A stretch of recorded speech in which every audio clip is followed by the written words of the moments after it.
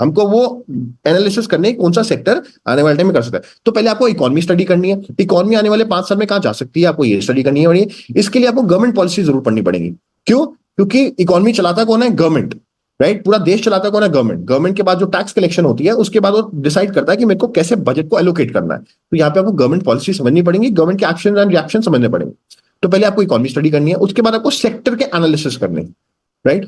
Government ने बोला कि हम ये सेक्टर में इतना पैसा डालेंगे, उसके बाद आप समझेंगे कि अच्छा ये पैसा जा रहा है इस सेक्टर में, तो इस सेक्टर में ऐसे क्या होने वाला है और इसमें क्यों डाल दिया गवर्नमेंट, उनका ऑब्जेक्टिव क्या है, पहले आपको ये स्टडी करना है। और उस सेक्टर को फिर डिटेल एनालिसिस करना है, क्या इस सेक्टर में अगर हम पैसा डालते हैं क्या ये सेक्टर ग्रोथ सेक्टर है, क्या इसमें अच्छा पैसा बन सकता है, ये कितने सीएजीआर से ग्रो करेगा, अब हमको इसको स्टडी करना है। और सेक्टर में भी हम थोड़ा डिटेलिंग में जाएंगे, और जब हम सेक्टर को आइडेंटिफाई कर लेते हैं, हमको समझ आता है, उसके बाद हम कंपनीज ढूंढेंगे कौन सी कंपनीज है जो इस सेक्टर में बिलोंग करती हैं और इस सेक्टर में आगे जा सकते हैं, तो हम पहले फिर उसको देखेंगे। और फिर कंपनी को फिर हम डिटेल स्टडी करेंगे, उनकी बैलेंस शीट देखेंगे, उनका पी रेशो देखेंगे, उनका आरओई देखेंगे, उनका ऑर्डर बुक देखेंगे कि इनको रेगुलर ऑर्डर मिल रहे हैं कि नहीं मिल रहे हैं। सेक्टर में तो बूम है, सेक्टर में तो आगे बढ़ रहा है, पर ये कंपनी उसी सेक्टर में है। जब सबको ऑर्डर मिल रहा है, इस कंपनी को ऑर्डर क्यों नहीं मिल रहा? तो हम ऑर्डर बुक देखेंगे कि क्या, देखिए कहने का मतलब क्या है, अगर सेक्टर में ग्रोथ है तो ऑर्डर तो मिलने चाहिए ना। मैं एक कंपनी चला रहा हूं जो एक बड़ी प्रॉमिसिंग सेक्टर में है और गवर्नमेंट फुल बुलिश है सेक्टर को लेके, बट मुझे ऑर्डर ही नहीं मिल रहा, तो मेरे को ऐसी कंपनी नहीं चाहिए। कि एक टेलविंड्स भी है, टेलविंड्स का मतलब कि आपको पीछे से सपोर्ट किया जा रहा है और गवर्नमेंट की पॉलिसीज भी आपके फेवर में है, सब कुछ आपके फेवर में है, बिजनेस कंडीशन आपके फेवर में है, और उसके बाद भी अगर आप अच्छा परफॉर्म नहीं कर रहे तो ये एक क्वेश्चन मार्क हो जाता है। तो आपने ऑर्डर बुक भी चेक करनी है, कंपनी की पॉलिसीज चेक करनी है। इसको माइक्रो इकोनॉमिक, एक मैक्रो इकोनॉमिक्स होता है, मैक्रो इकोनॉमिक्स में हम क्या होता है, सीपीआई इंडेक्स पढ़ते हैं, जीडीपी पढ़ते हैं, उसको मैक्रो इकोनॉमिक्स बोलते हैं। और एक माइक्रो इकोनॉमिक्स होता है, माइक्रो इकोनॉमिक्स होता है जहां पे हम कंपनी के इनसाइड कि कंपनी अंदर क्या कर रही है, what is company doing inside, की कंपनी की पॉलिसीज क्या है, जहां पे कंपनी एक ह्यूमन बिहेवियर को स्टडी करती है, राइट। जैसे एप्पल की बात करें, एप्पल ने माइक्रो इकोनॉमिक्स में बहुत मेहनत करी, उनको समझ में आया कि अगर यहाँ पे लोग स्मार्टफोन्स पे जाएंगे, स्मार्टफोन्स पे पहले टच स्क्रीन को पहली बात नहीं थी, पहले भी टच स्क्रीन आया था, बट उन्होंने स्टडी किया कि एक इंसान को, एक ह्यूमन को क्या चाहिए। अब उन्होंने एप्पल वॉच भी लेके आए, वॉच कोई ऐसी बात नहीं थी, पर उन्होंने ऐसी कहीं ना कहीं लोगों के दिमाग में डाल दिया 10,000 स्टेप्स। अब आप सोचते हैं ना, मेरे को 10,000 स्टेप्स चलने, 10,000, ऐसा कॉन्सेप्ट पहले नहीं था। पर जैसे ही एप्पल आया तो उन्होंने एक ऐसी मार्केटिंग करी कि 10,000 स्टेप आज सब लोग एप्पल वॉच पहन के घूमते हैं। सो माइक्रो इकोनॉमिक्स, तो आपको समझना पड़ेगा कंपनी माइक्रो लेवल पे क्या कर रही है और इकोनॉमी मैक्रो लेवल पे क्या कर रही है, ठीक है। तो हम पहले इकोनॉमी को स्टडी करेंगे, फिर सेक्टर को एनालाइज करेंगे, और फिर कंपनी ढूंढेंगे और कंपनी को पूरा डिटेल में स्टडी करेंगे, कंपनी में ऑर्डर आते हैं नहीं आते हैं, कंपनी कौन से क्लाइंट्स के साथ काम करती है, इनकी क्लाइंट लिस्ट क्या है, और कितने बड़े ऑर्डर आते हैं, और एग्जैक्टली ऑर्डर भी आ रहा है तो किस चीज का ऑर्डर आ रहा है, सारी डिटेल मिलती है आपको अगर आप पढ़ना चाहें तो, राइट। हर चीज मिलेगी आपको, एवरीथिंग इज अवेलेबल ऑनलाइन, सब कुछ है। बीएससी की वेबसाइट पर आपको सब मिल जाएगा, एनएससी की वेबसाइट पर सब कुछ मिल जाएगा, आप बस थोड़ा सा अगर आप ध्यान देंगे आपको बहुत चीजें सीखने को मिलेंगी, राइट। चलो आगे चलते हैं, आगे चलते हैं। ये हमारे मनमोहन सिंह जी हैं। आज आपको शायद ये पसंद नहीं हो क्योंकि आजकल लोग बीजेपी बीजेपी कर रहे हैं, बट मैं आपको बता दूं, इंडिया जो आज यहाँ पे पहुंचे उसमें बहुत बड़ा बड़ा हाथ मनमोहन सिंह जी का भी है। क्योंकि 1991 में हमारे पास बिल्कुल भी पैसा नहीं था, तो प्राइवेटाइजेशन, ग्लोबलाइजेशन, फॉरेन इन्वेस्टमेंट्स यहाँ से आनी शुरू हुई थी, तब यहाँ पे एक डिसीजन लिया गया कि हम प्राइवेटाइजेशन लेके आएंगे। उसके बाद इंडिया में पैसा आना शुरू हुआ, उसके बाद ही फॉरेन इन्वेस्टर्स ने इंडिया में पैसा डाला, उसके बाद ये सारी आईटी कंपनीज बनी और तभी ये सारा रेवोल्यूशन आया। तो बहुत अच्छे डिसीजन लिए गए। That time he was the finance minister. 1991 was the turning point of Indian economy. उससे पहले इंडिया में पैसा नहीं था। तो आप ये हमेशा ध्यान रखा करें कि बहुत लोगों ने इस पे कंट्रीब्यूट किया, और आज जो हमारी बेसिकली गवर्नमेंट अच्छी चल रही है, बट उसमें एक बहुत बड़ा हाथ है 1991 का, ये रेवोल्यूशनरी एक्ट किया था इन्होंने। चलो, अब हमको समझना पड़ेगा, ये आपको समझना पड़ेगा, ये मैं हर संडे बोलता हूं, और ये मैं आपको 50 लोगों को मैं दिमाग में डलवा चुका हूं कि ये कितना इंपॉर्टेंट है, और ये सबसे ज्यादा इंपॉर्टेंट है।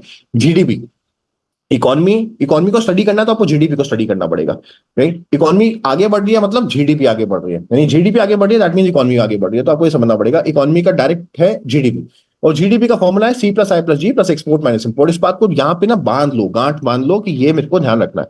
और इसका मतलब क्या है? सी का मतलब है कंज्यूमर स्पेंडिंग, आई का मतलब है इन्वेस्टमेंट, जी का मतलब है गवर्नमेंट स्पेंडिंग। एक्सपोर्ट और इंपोर्ट आप जानते हैं, एक्सपोर्ट और इंपोर्ट को हम ट्रेड डेफिसिट भी बोलते हैं, कि हम कितना एक्सपोर्ट कर रहे हैं और कितना इंपोर्ट कर रहे हैं, इसको हम ट्रेड डेफिसिट भी बोलते हैं। तो सी का मतलब कंज्यूमर स्पेंडिंग, कंज्यूमर स्पेंडिंग का मतलब कोई भी इंसान, कोई भी ह्यूमन जो भी पैसा कमाता है, कुछ भी स्पेंड करता है, तो वो कंज्यूमर स्पेंडिंग होती है। आप चाहे पानी की बोतल खरीदते हैं, आप रेस्टोरेंट में खाना खाते हैं, आप जूता खरीदते हैं, कपड़े खरीदते हैं, आप कुछ भी खरीद रहे हैं, तो आप एक बिल ले रहे हैं, आप किसी को बिजनेस दे रहे हैं, राइट। आपने शायद 20 रुपए की बोतल ली, बट किसी के लिए वो बिजनेस है, राइट। तो वो जीडीपी का पार्ट बन रहा है, उससे गवर्नमेंट को टैक्स कलेक्शन भी आता है। तो consumer spending is a very important role, क्योंकि मैक्सिमम जो अगर आप जीडीपी को कंट्रीब्यूट करेंगे वो सी से आता है। 65% पूरे जीडीपी को कंट्रीब्यूट करता है सी। ऑब्वियसली बात है, इतनी आबादी है, कोई भी पानी की बोतल खरीदेगा, रेस्टोरेंट में खाना खाएगा, तो सारा ये कंज्यूमर स्पेंडिंग ही है, राइट। तो कंज्यूमर स्पेंडिंग बड़ा इंपॉर्टेंट है, बट कंज्यूमर स्पेंडिंग बढ़ेगा कैसे? तब बढ़ेगा जब लोगों के हाथ में पैसा आएगा। अब मेरे पास पैसा होगा तभी मैं स्पेंड कर पाऊंगा, मेरे पास पैसा ही नहीं होगा तो स्पेंड नहीं कर पाऊंगा। तो इसका मतलब क्या, इंप्लॉयमेंट बहुत इंपॉर्टेंट है। इंप्लॉयमेंट मिलेगी तभी मेरे को सैलरी मिलेगी, इंप्लॉयमेंट मिलेगी तभी मैं पैसा मेरे को आएगा और मैं खर्च पाऊंगा। तो तभी आपने देखा होगा ना, बेरोजगारी की बात होती है, अनएम्प्लॉयमेंट की बात होती है, ये बहुत बड़ा फैक्टर है, क्योंकि अगर अनएम्प्लॉयमेंट बढ़ेगी तो कहीं ना कहीं कंज्यूमर स्पेंडिंग कम होगी, मेरी जेब में पैसा ही नहीं होगा, मैं खर्च नहीं पाऊंगा। तो कंज्यूमर स्पेंडिंग बड़ा इंपॉर्टेंट है, और उसके लिए इंप्लॉयमेंट जनरेट करना बड़ा इंपॉर्टेंट है। और इंप्लॉयमेंट कहां से जनरेट होती है? इंप्लॉयमेंट जनरेट होती है आय से। आय का मतलब क्या है? इन्वेस्टमेंट्स। इन्वेस्टमेंट्स का मतलब यानी कि टाटास, अंबानीज, अदानीज जब ये नया फैक्ट्री लगाते हैं, नया प्लांट लगाते हैं, जब ये एक्सपेंशन करते हैं, ये कहते हैं कि हम यहाँ पे 5,000 करोड़ की इन्वेस्टमेंट करने वाले हैं। What does it mean? It means मैं 5,000 करोड़ अगर लगाऊंगा तो मैं 5,000 अगर करोड़ लगाऊंगा तो यहाँ पे नई फैक्ट्री लगेगी, यानी मशीनरीज आएंगी, लोगों को जॉब मिलेगी, लोगों को जॉब मिलेगी यानी लोगों के पास पैसा आएगा। लोगों के पास पैसा आएगा, उस पैसे से वो क्या करते हैं? ट्रैवल करते हैं, वो रेस्टोरेंट में खाना खाते हैं, पिक्चर देखते हैं। बेसिकली कंज्यूमर स्पेंडिंग तो बढ़ेगा। कहने का मतलब क्या है, जब मेरे पास पैसा होगा तभी मैं स्पेंड कर पाऊंगा। और मैं स्पेंड भी कैसे कर पाऊंगा? अपनी कैपेसिटी के हिसाब से। अगर मेरी 20,000 रुपए की सैलरी है तो मैं 20,000 की स्पेंडिंग करूंगा, और 2 लाख रुपए महीना तो मेरी स्पेंडिंग पावर बढ़ सकती है। मैं शायद नॉर्मल खाने खाने जाऊं, मैं शायद 5 स्टार में भी जा सकता हूं, मैं कॉफी शॉप में बैठ के कॉफी पी सकता हूं। तो कहने का मतलब क्या है, हर चीज बहुत मैटर करती है। Consumer spending plays a very important role. तो आप समझ लो कि आय का मतलब क्या है, इंप्लॉयमेंट जनरेट होगी, यहाँ पे इन्वेस्टमेंट्स आएंगी। इन्वेस्टमेंट्स आएंगी, इसका मतलब क्या है कि बैंक को भी बिजनेस मिलेगा, क्योंकि जब भी इन्वेस्टमेंट्स आती है तो बैंक से लोन भी लिया जाता है। तो बैंक के लिए भी बिजनेस है, बैंक के लिए बिजनेस बढ़ता है, इन्वेस्टमेंट्स बढ़ती हैं, इंप्लॉयमेंट आती है तो एक इंडिविजुअल टैक्स भी बढ़ता है। और अगर एक इंडिविजुअल टैक्स बढ़ता है तो वो भी गवर्नमेंट के लिए एक टैक्स कलेक्शन है, गवर्नमेंट के लिए एक इनकम है, राइट। आपके लिए शायद वो एक्सपेंस होता है टैक्स देना, बट गवर्नमेंट के लिए एक इनकम। और गवर्नमेंट क्या करती है? गवर्नमेंट की जो टैक्स कलेक्शन है, गवर्नमेंट उससे क्या करती है? गवर्नमेंट स्पेंडिंग करती है। गवर्नमेंट का काम क्या है? गवर्नमेंट का काम है देश चलाना। गवर्नमेंट देश कैसे चलाएगा? जब उनको टैक्स कलेक्शन बढ़ेगी, जितनी ज्यादा टैक्स कलेक्शन बढ़ेगी उसके बेसिस पे गवर्नमेंट एलोकेट करेगी मेरे को कौन से सेक्टर में कितना पैसा डालना है, राइट। तो C plus I plus G plus export minus import. Export minus import, हम कितना एक्सपोर्ट करेंगे? जो भी कंट्री सबसे ज्यादा एक्सपोर्ट करती है उनका आप देखिएगा, उनकी कहीं ना कहीं ट्रेड डेफिसिट में बेटर होते हैं वो। और इंपोर्ट यहां पे हम थोड़े वीक है, हम एक्सपोर्ट कम करते हैं और इंपोर्ट ज्यादा करते हैं। तो गवर्नमेंट का टारगेट है कि हमको एक्सपोर्ट बढ़ाना है, राइट, क्योंकि फॉरेन रिजर्व में भी हेल्प होती है। तो हमको एक्सपोर्ट बढ़ाना है और इंपोर्ट कम करना है। अभी हम क्रूड ऑयल बहुत इंपोर्ट करते हैं, और हमारा ये टारगेट है इंपोर्ट हम कम करें और एक्सपोर्ट बढ़ाएं। और ये सिर्फ इंडिया का नहीं है, हर एक कंट्री का एक सपना होता है कि हम एक्सपोर्ट ज्यादा करें और इंपोर्ट कम करें। बट यहाँ पे इंडिया काफी अच्छा कर पा रही है। नई गवर्नमेंट ने काफी आत्मनिर्भर भारत को लेकर बहुत से प्लान्स निकाले हैं, बहुत पीएलआई स्कीम निकाली है, बहुत बिजनेस को फेवरेबल स्कीम्स दी हैं, जिसकी वजह से कहीं ना कहीं आप देखेंगे तो आत्मनिर्भर भारत बढ़ रहा है, मैन्युफैक्चरिंग यूनिट्स बढ़ रहे हैं, और मैन्युफैक्चरिंग यूनिट्स बढ़ रहे हैं तो कहीं ना कहीं जब मेक इन इंडिया बढ़ेगा तो एक्सपोर्ट भी बढ़ेगा। तो यहाँ पे एक्सपोर्ट बढ़ाना हमारा बिल्कुल एक पर्पस है। तो कहने का मतलब क्या है, ये इकोनॉमी का पार्ट है, सी plus I plus G plus export minus import. यहाँ पे कोई भी पैरामीटर बढ़ेगा, सी बढ़ेगा जीडीपी बढ़ेगी, आई बढ़ेगा जीडीपी बढ़ेगी, जी बढ़ेगा आईडीपी बढ़ेगी, जीडीपी बढ़ेगी, एक्सपोर्ट बढ़ेगा जीडीपी बढ़ेगा, इंपोर्ट बढ़ेगा तो जीडीपी कम होगी। तो ऑब्जेक्टिव क्या है? ऑब्जेक्टिव है सी बढ़ाना, ऑब्जेक्टिव है आई बढ़ाना, ऑब्जेक्टिव है जी बढ़ाना, ऑब्जेक्टिव है एक्सपोर्ट बढ़ाना, बट ऑब्जेक्टिव है इंपोर्ट कम करना, राइट। ठीक है, आगे चले। This for GDP, I hope you are getting it, right. उसके बाद मैं आपको बताता हूं, ये है सीपीआई इंडेक्स। इसको सीपीआई इंडेक्स का मतलब इन्फ्लेशन, कंज्यूमर प्राइस इंडेक्स। जैसे ये इसको भी लिख लिए, जैसे इंडेक्स, जैसे सीपीआई इंडेक्स बढ़ता है तो एक दिक्कत आ जाती है। आपने देखा ना इन्फ्लेशन, अभी आपने देखा एमपीसी की बैठक होती है। एमपीसी की बैठक का मतलब क्या है? आरबीआई बैठता है, आरबीआई देखता है कि इन्फ्लेशन कितना है। अगर उनको लगता है इन्फ्लेशन ज्यादा है तो क्या करता है? रेट हाइक करता है। रेट हाइक करता है, क्यों करता है? क्योंकि रेट हाइक करेगा तो लिक्विडिटी जो है मार्केट में, लिक्विडिटी को कम करना होता है। तो ये पॉलिसीज आरबीआई को करनी पड़ती हैं। और ये कैसे, ये अडॉप्ट कैसे होता है? ये पैसे अगर आप देखेंगे, ये आठ आठ मेजर आप कंज्यूमर इंडेक्स देख पा रहे हैं। एक इंडेक्स है, जैसे निफ्टी एक इंडेक्स है, बैंक निफ्टी एक इंडेक्स है, वैसे ही सीपीआई भी एक इंडेक्स है, consumer price index. As the name suggest, consumer price index, ये कंज्यूमर को कंसिडर करके एक इंडेक्स बनाया गया है।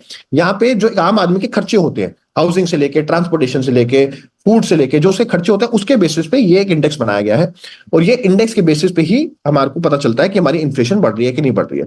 कहने का मतलब क्या है, इसको हम कैलकुलेट कैसे करते हैं? फॉर एग्जाम्पल, अगर आपका एक आम आदमी का खर्चा 40,000 है पिछले साल, इसको हम एनुअली कैलकुलेट करते हैं। फॉर एग्जाम्पल, अभी मई में बैठे हैं, अगर मैं बोलूं अप्रैल 23 की बात करता हूं, अगर मेरा खर्चा 40,000 था, एक आम आदमी का, और आज 24 में, अप्रैल 24 में 44,000 है, दैट मीन्स 10%, 40 से 44,000 10% बढ़ गया है। दैट मीन्स ये इन्फ्लेशन एक खतरा है। 10% बहुत ज्यादा होता है, right. It has to be under 6%, basically ideally it should be 4%, यानी कि 40,000 से अगर वो 40,000, 42,000 या 41,600 है, दैट इज परफेक्ट। 4% गवर्नमेंट का टारगेट होता है। 6% से अगर ज्यादा है तो एक वार्निंग साइन है, और अगर 4% से कम है तो ये भी एक नेगेटिव साइन है, क्योंकि यानी कि लोगों के पास पैसा ही नहीं है खर्चने का। तो ये बड़ा इंपॉर्टेंट फैक्टर होता है। और जब भी इन्फ्लेशन बढ़ता है, 6% से बढ़ता है, तो आरबीआई कहता है कि नहीं यार, इन्फ्लेशन बहुत बढ़ गया है, अब हमको रेट बढ़ाने पड़ेंगे, रेट हाइक करना पड़ेगा। रेट हाइक करने का मतलब कि अब लोन लोग कम लेंगे। देखिए, इसका मतलब क्या है? इसका मतलब ये है, अगर रेट ऑफ इंटरेस्ट सस्ता है, आपसे पूछता हूं, अगर आपको दिख रहा है बैंक रेट ऑफ इंटरेस्ट 0 दे रहा है, तो आप कहेंगे ना यार मैं 1 करोड़ रुपए उठा लेता हूं, जब मेरे को देना ही है मैं धीरे धीरे करके दे दूंगा। अगर रेट ऑफ इंटरेस्ट कम है, जैसे यूएस में होता था कई बार 0% में मिल रहा था, कोविड में तो बिल्कुल ही 0 कर दिया था, तो क्या अगर आपको पता है मेरे को इंटरेस्ट ही नहीं देना, तो आप कहेंगे यार मैं ज्यादा ज्यादा से ज्यादा पैसा उठा लेता हूँ। सिमिलरली अगर लोन लोन का रेट ऑफ इंटरेस्ट आज 9% हो गया है, गाड़ी का लोन या होम लोन, अगर ये 6% पे आ जाएगा, आप कहेंगे यार अगर आपको घर खरीदना है 1 करोड़ का, आप कहेंगे यार 1 करोड़ का घर है, मैं 1 करोड़ 20 का भी ले सकता हूँ, क्योंकि रेट ऑफ इंटरेस्ट कम हो गया, मेरी ईएमआई तो उतनी पड़ेगी, उल्टा कम पड़ जाएगी। तो क्या होता है कि आप ज्यादा पैसे ले लेते हैं, ज्यादा पैसे ले लेते हैं, वो मार्केट में पैसा आ जाता है, और जितना पैसा आएगा ज्यादा मार्केट में, वो लिक्विडिटी बढ़ जाएगी, लिक्विडिटी बढ़ जाती है तो वो इन्फ्लेशन बढ़ जाती है। दैट्स वाई आरबीआई आती है और डिसीजन लेती है, राइट। तो ये सीपीआई इंडेक्स ऐसे कैलकुलेट होता है। कुछ चीजें आपको पता होना चाहिए। आगे बढ़ते हैं। बेसिकली दो पॉलिसीज होती है गवर्नमेंट के पास, fiscal policy and monetary policy. Fiscal policy में दो टाइप की होती है, किसको बोलते हैं एक्सपेंशनरी फिस्कल पॉलिसी, एक होती है कॉन्ट्रैक्शनरी। एक्सपेंशनरी का मतलब जहां पे मैंने आपको बताया C+I+G, जी का मतलब क्या है? Government spending. गवर्नमेंट के पास जितना भी टैक्स कलेक्शन आ रहा है, उसके बाद गवर्नमेंट स्पेंड कैसे करती है, गवर्नमेंट की स्पेंडिंग आपने नोटिस करनी है। गवर्नमेंट की स्पेंडिंग कैसी होगी? टैक्स कलेक्शन आपको देखना पड़ेगा। तो टैक्स जैसे कलेक्ट होगा, और अगर जैसे अभी हमने देखा रेलवे को लेके गवर्नमेंट बहुत एग्रेसिव है, राइट। क्लीन एनर्जी को लेके गवर्नमेंट बहुत एग्रेसिव है, यानी कि एक्सपेंशनरी पॉलिसीज है। गवर्नमेंट पैसा खर्चना चाहती है इस सेक्टर को लेके। गवर्नमेंट चाहती है कि हम इस सेक्टर को बढ़ाएं, क्योंकि आने वाले टाइम में हमारे को ये पे ऑफ करेगा। तो ये आपको समझना पड़ेगा। फिस्कल पॉलिसी का मतलब एक्सपेंशन एंड कॉन्ट्रैक्शन। और किसी सेक्टर में अगर गवर्नमेंट ज्यादा पैसा नहीं खर्च रही है, दैट मीन्स वो इकोनॉमिक ग्रोथ के लिए इतना अभी तक ज्यादा पॉजिटिव नहीं है उस सेक्टर को लेके। तो ये दो चीजें हैं, ये इनफैक्ट इस पर बाद में जाएंगे, लंबी लंबी पॉलिसीज हैं, आप उल्टा बोर हो जाएंगे। अब मैं चलता हूँ, ये अब मैंने इकोनॉमी समझा दी। इकोनॉमी का मतलब क्या है? अब हमको पहले समझना है जीडीपी, राइट। जीडीपी का मतलब C+I+G plus export minus import, ये हमको जीडीपी समझना है। हमको इन्फ्लेशन समझना है, और उसके बेसिस पे अब हमको सेक्टर समझने, राइट, सेक्टर समझने। अब थोड़ा सा मैं आपको एग्जांपल समझा देता हूं, लेट मी शो यू। अब जैसे let me take you to okay, चलो चलते हैं कहां पे? चलो चलो चलो चलो चलो चलो, आ जाओ, खेलते हैं कुछ। ओके, अब C+I+G है। अब कहने का मतलब क्या है कि अब आपको पहले एक दो चीजें दिखाने वाला हूं, ठीक है ना। अब इसको देखिए, आज के टाइम पे ये सबको बड़ा पसंद आता है स्टॉक, राइट। सबको बड़ा पसंद आ रहा है। अरे सर, जुपिटर वैगन मैंने लिया था, मेरा 5 गुना हो गया, बहुत अच्छी बात है, वेरी नाइस। पर आपको पता है, ये अगर आपने 10 साल पहले लिया होता, 10 साल पहले लिया होता, तो आपने अगर 100 रुपए लगाए होते ना, तो आपके 10 रुपए 8 रुपए हो गए थे। 8 रुपए। 92% क्रैश। 92, आपको लगता है 92% आप अफोर्ड भी करेंगे? 100 रुपए का कंपनी 8 रुपए भी पहुंच गई। आपको जिसने खरीदी होगी, किसी ने ली होगी ना शेयर, अगर मार्केट में कोई तो खरीदा होगा। 100 रुपए का स्टॉक 8 रुपए का हो गया। इनफैक्ट यहाँ पे अगर आप देखें तो और बड़ा है, राइट। 102 रुपए का स्टॉक 8 रुपए का हो गया। More than 90% crash. What does it mean? आज लोगों को पसंद आ रहा है, बट ये पहले पसंद नहीं आ रहा था। पहले इसको गाली दे रहे थे, आज लोग कह रहे wow what a stock. Why? क्योंकि वो रिटर्न इसलिए दे रहा है, इसलिए। आगे देख लेते हैं क्या कंपनी में कुछ खराबी थी? कंपनी लॉस मेकिंग थी। अगर आप देखेंगे कंपनी के लॉसेस बढ़ रहे थे, देखिए लॉसेस बढ़ रहे थे, लॉसेस बढ़, अब देखिए लॉसेस, अब प्रॉफिट में आ गई है कंपनी। क्यों आ गई है? लॉसेस बढ़ रहे थे, अब प्रॉफिट में आ गई है। तो क्या इसलिए बढ़ा है, या कुछ ऐसा हुआ है कि गवर्नमेंट ने कुछ बोला है और ये सेक्टर में ग्रोथ आई है? That is the question. ये टर्न अराउंड हुआ कैसे, आपको यहां पे नोटिस करना है। यहां पे पैसा नहीं बन रहा था, बट यहां पे पैसा बन रहा है, क्यों? That is the thing you have to identify, कि गवर्नमेंट क्या कर रही है। ये क्या अपने आप टर्न अराउंड हुआ, कि गवर्नमेंट की कुछ पॉलिसीज आई जिसकी वजह से इनको बिजनेस मिलना शुरू हुआ? That is the question. ये समझते हैं अभी? और क्या सिर्फ यही कंपनी है? और भी देख लेते हैं। ये आज ये सबको बड़ी पसंद आ रही है कंपनी। अरे सर क्या कंपनी है सर, क्या रिटर्न आ रहे हैं, अच्छी बात है। बट क्या ही कंपनी में पैसा बनता था? चलो देखते हैं। बिल्कुल भी नहीं बनता था। 20 साल किसी ने पैसा ही नहीं बनाया। देखो, 155 रुपए का स्टॉक, 55 का स्टॉक 10 रुपए का हो गया, सोचो। 90% स्टॉक क्रैश हो गए, 90%। What does it mean? And now they are the यानी कि दे आर द फेवरेट्स।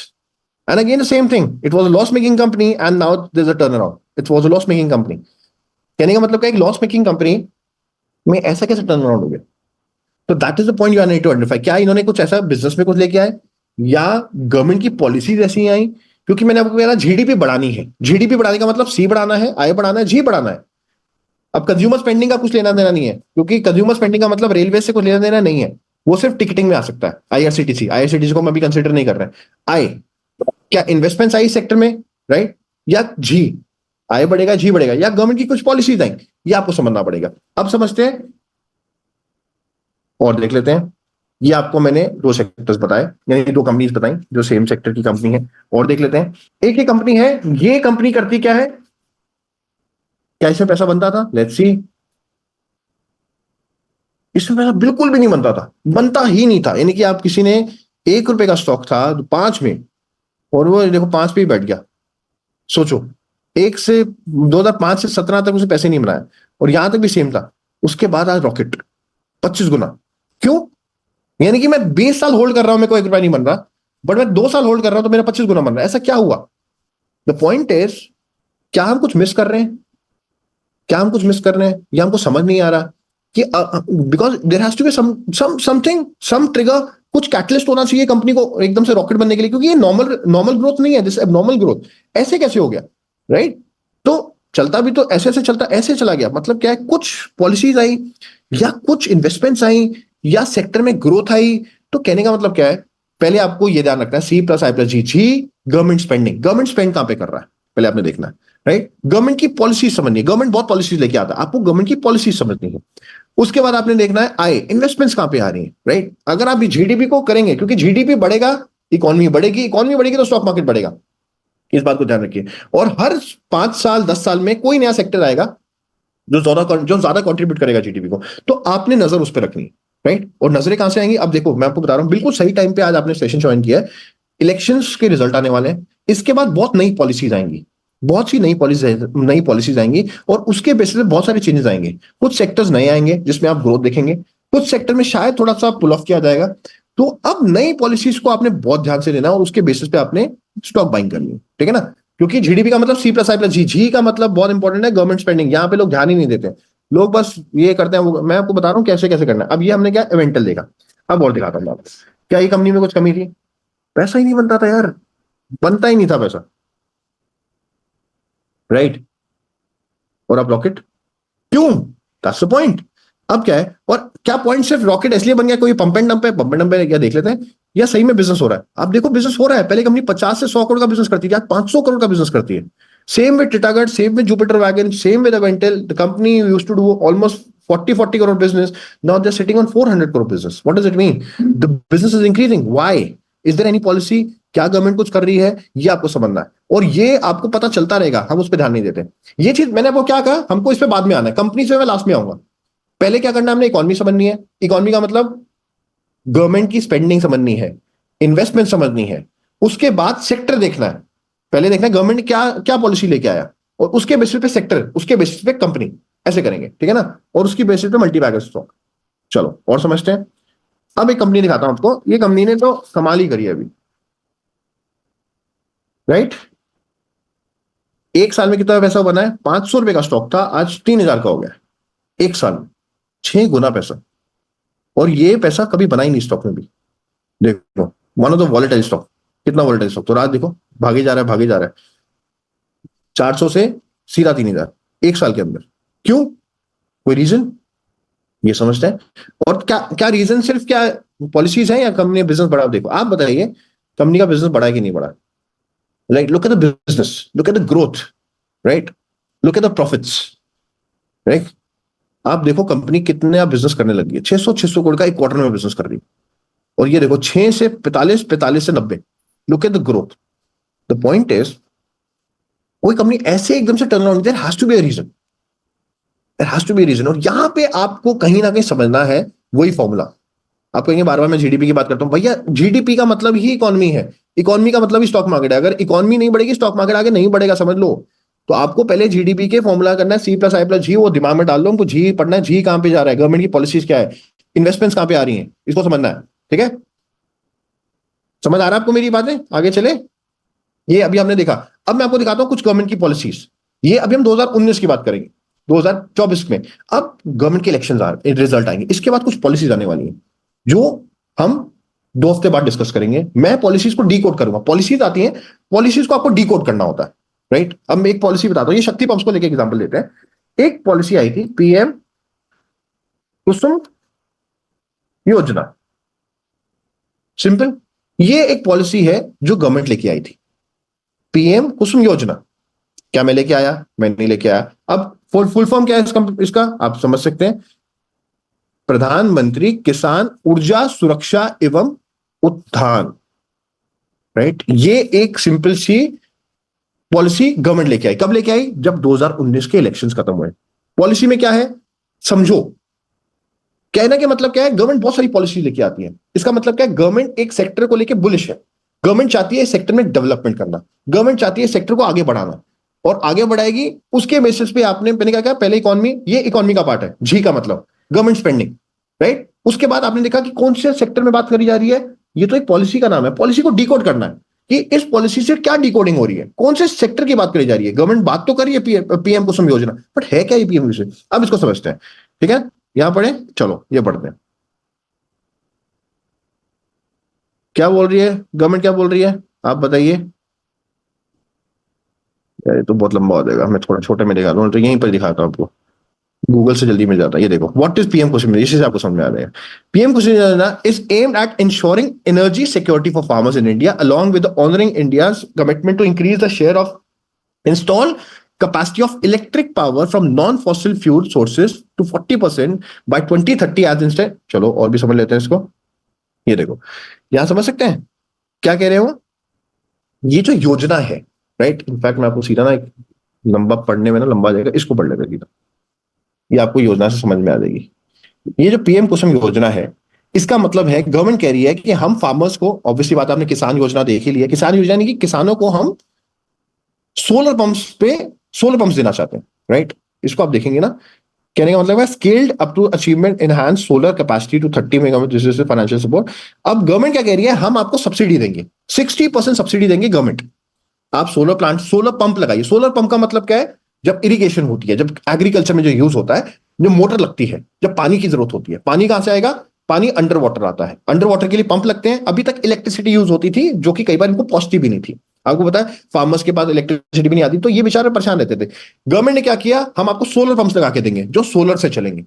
तो सोलर से चलेंगे, पंप लगा के देंगे, हम आपको 60% रिबेट देंगे, और आपको उसमें भी हम आपको लोन में भी आपको रिबेट दिया जाएगा, और 60% गवर्नमेंट देगी, और 30% आपको जो लोन है उसकी परसेंटेज भी कम कर देंगे। अब इससे क्या हुआ, सोलर पंप्स लगाए गए, कम एग्रीकल्चर बढ़ा, और सोलर पंप्स की कंपनी का बिजनेस समझना है आपने। कहने का मतलब, एक पॉलिसी निकाली गवर्नमेंट ने, कुसुम योजना, उसको हमने डिकोड किया। उसमें बताया जा रहा है कि सोलर पंप्स पे गवर्नमेंट फोकस कर रही है, और वो सब्सिडी दे रही है फार्मर्स को। फॉर इसमें फायदा किसका, फार्मर्स में, एग्रीकल्चर में लोगों। तो कहने का मतलब क्या है, कंपनीज को, कौन सी कंपनीज है, सोलर पंप, जो कंपनी सोलर पंप्स बनाती है। तो यहां पे हमने देखा कि पॉलिसी गवर्नमेंट की पीएम कुसुम योजना एग्रीकल्चर को बूस्ट करना चाहती है, सोलर पंप्स को बूस्ट करना चाहती है। तो सोलर पंप्स की कंपनी को देते हैं, क्योंकि जैसे ही जितना सोलर पंप बढ़ेगा, तो जो कंपनी सोलर पंप बनाती है वो आगे बढ़ेगा।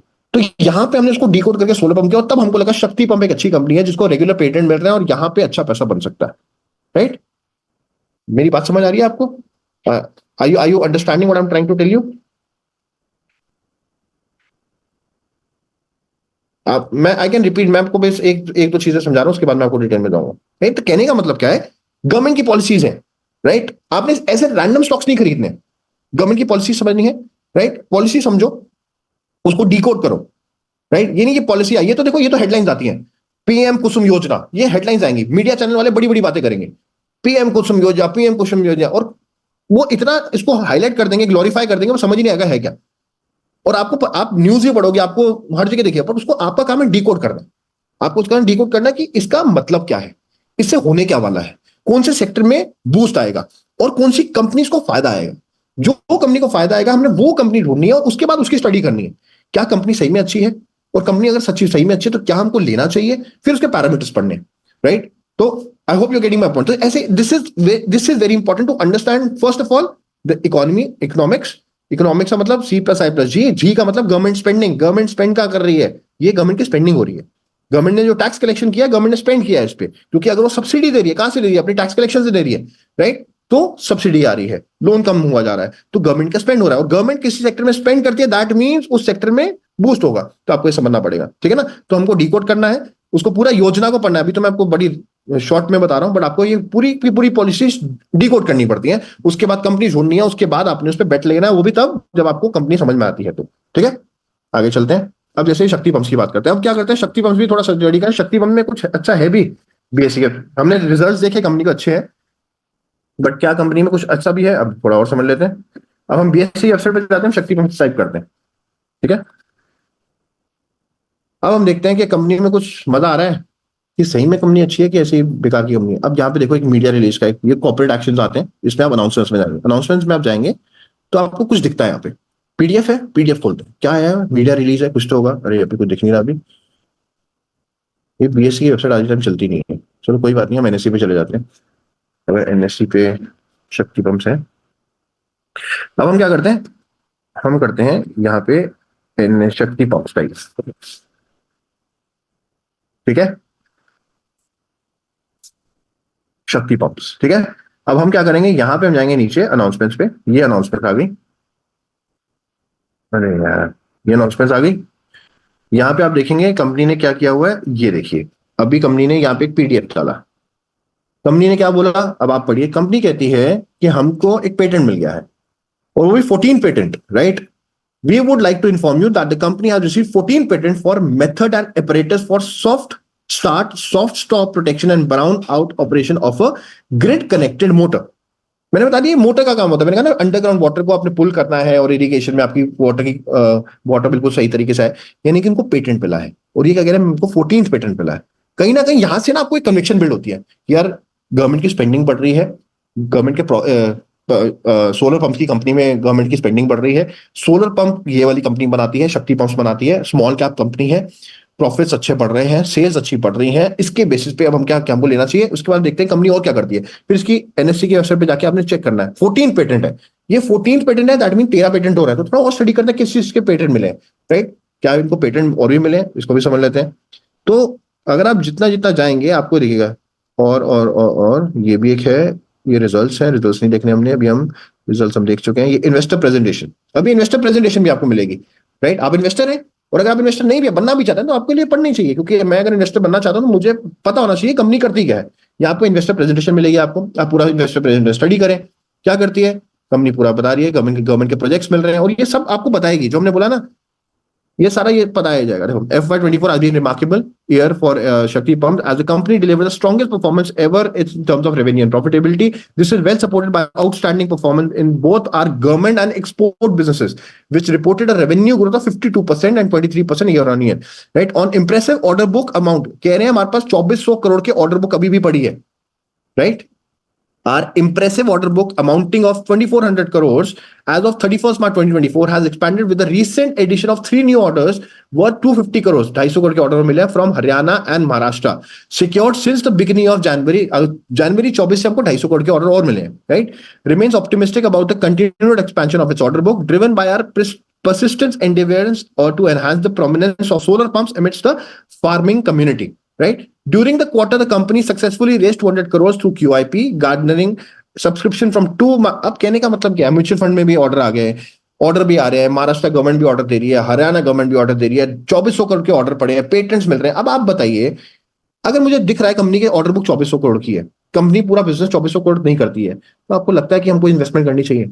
वेरी सिंपल, वो मैंने इसमें कोई बात ही नहीं करी, मैंने अपनी तरफ से कुछ नहीं बनाया, everything in front of you, NSC और बीएससी की वेबसाइट पे वो साफ बता रहे हैं, हम ये करते हैं, हमारे पास ये चीज हो रही है, ये इन्वेस्टर प्रेजेंटेशन। अगर आप इसको पढ़ेंगे आपको खुद कन्विक्शन आ जाएगी, हाँ it make sense, I think we should invest. तो द पॉइंट इज, अब आप आगे समझ लीजिए और भी देखते हैं। अब ये देखिए, मैंने आपको बताया the solar pump industry spearheaded by the PM Kusum scheme. Simple, मैंने कुछ बोला, पॉलिसीज, गवर्नमेंट पॉलिसीज निकालेगा, उसके बेसिस पे कुछ सेक्टर में ग्रोथ आएगी। आपको पॉलिसी समझनी है, सिर्फ हेडलाइंस नहीं पढ़नी है, सिर्फ वो नहीं करना, मीडिया चैनल तो देखना ही नहीं है, तो बेवकूफ बनाते हैं, राइट। पढ़ो, समझो और डिकोड करो, किस सेक्टर में ग्रोथ आने वाली है, कौन सी चीज में गवर्नमेंट पैसा डाल रही है, उसको डिकोड करो और उसके बाद कंपनी ढूंढो, तब आपको समझ में आएगा, right. Is for extensive growth with an estimated installation demand of over 14 lakh off grid and 35 lakh on grid solar pumps. सोच सकते हैं आप, there are a large number of farmers in various states who have been applied for electricity connections to irrigate their farm discoms to provide them the basic infrastructure as the cost involved plus the electricity has to be provided to an extremely subsidized rate, which is further dent on the discoms financial. Despite this, many farmers are deprived with the electricity connection and electricity, मैंने कहा ना electricity मिलती नहीं है, तो solar pumps लगाए जा रहे हैं कि सोलर की आपको मिलेगी। और अब इसको अभी आप समझिए, और भी दिखाता हूँ आपको, थोड़ा सा और कन्विक्शन आ जाएगी आपको, बात तो ठीक है यार, ये तो अभी पॉलिसी शुरू हुई है, इतना बड़ा हमारा इंडिया है, इतना कुछ हो सकता है, सेक्टर में ग्रोथ है, पीएम मोदी जी हमारे को इसको सपोर्ट कर रहे हैं और हम देख पा रहे हैं ग्रोथ कितनी अच्छी है, तो I think it make sense, right. और देख लेते हैं कंपनियां, देख ये अगर आप पूरा पढ़ना चाहें पूरा पढ़ सकते हैं। ये देखिए कहाँ कहाँ पे इनका प्लांट है, क्या क्या चल रहा है, राइट। उसके बाद आप देखेंगे, अब आप ये देखिए सारा बता रही है कि हमने क्या क्या किया, कहाँ कहाँ पे किया है, सक्सेसफुली क्यूआईपी लिया, रिसीव 5 न्यू पेटेंट्स इन 2024 में 5 नए पेटेंट्स मिले हैं, right. Commence operation in Uganda, Uganda भी शुरू हो गया है to supply solar power pumps. Receive major order from the government of Haryana, ये भी देख लीजिए, रिसीव फर्स्ट पेटेंट, ये पहला पेटेंट मिला था इनको, right. Receive second patent from the US for making. अब कहने का मतलब ये आपको पता ही नहीं होगा, पता नहीं होगा तो कन्विक्शन बिल्ड नहीं होती। एक दोस्त ने बोल दिया था खरीद लो, एक बात खरीदने की नहीं है, आप एक कंपनी में बड़ा पैसा तब लगा पाएंगे जब आप स्टडी करेंगे, जब आपके सामने सारी चीजें फैक्ट्स आपके सामने होगा, जब डेटा आपके सामने होगा, जब सबको डेटा अवेलेबल है तो थोड़ा रिसर्च कर लो, क्या दिक्कत है। अगर आप इसको पढ़ोगे, आप कहोगे यार मेरे को खरीदनी है कंपनी, मैं नहीं बोलूंगा, मैं आपको डेटा दूंगा, आप कहेंगे मेरे को खरीदनी है, I am it is making sense to me, right. GDP बढ़ रही है, इस सेक्टर में ग्रोथ आ रही है, ऑर्डर मिल रहे हैं, रेगुलर गवर्नमेंट्स ऑर्डर दे रही हैं इनको, सब्सिडी मिल, I think I should I want to invest in this. That is how you identify company, right. कोई ऐसा नहीं है कि मेरे को टिप्स नहीं लेनी, और मैं टिप्स देना भी नहीं चाहता, I don't like giving tips, I want to just थोड़ी रिसर्च, राइट। और देख लेते हैं क्या क्या हो रहा है, ठीक है ना। अब देखिए बैकवर्ड इंटीग्रेशन अगर आप देखेंगे, अब आप ये देखेंगे फाइल्ड फॉर 29 प्रोडक्ट पेटेंट्स, देखो कितना, अब ये देखिए क्या क्या है। और ऑर्डर बुक देख लेते हैं, इनकी ऑर्डर बुक कहाँ पे लिखी हुई है, डाइवर्सिफाई, ये सारे सोलर पंप्स हैं, एनर्जी कंजम्पशन कम करता है, और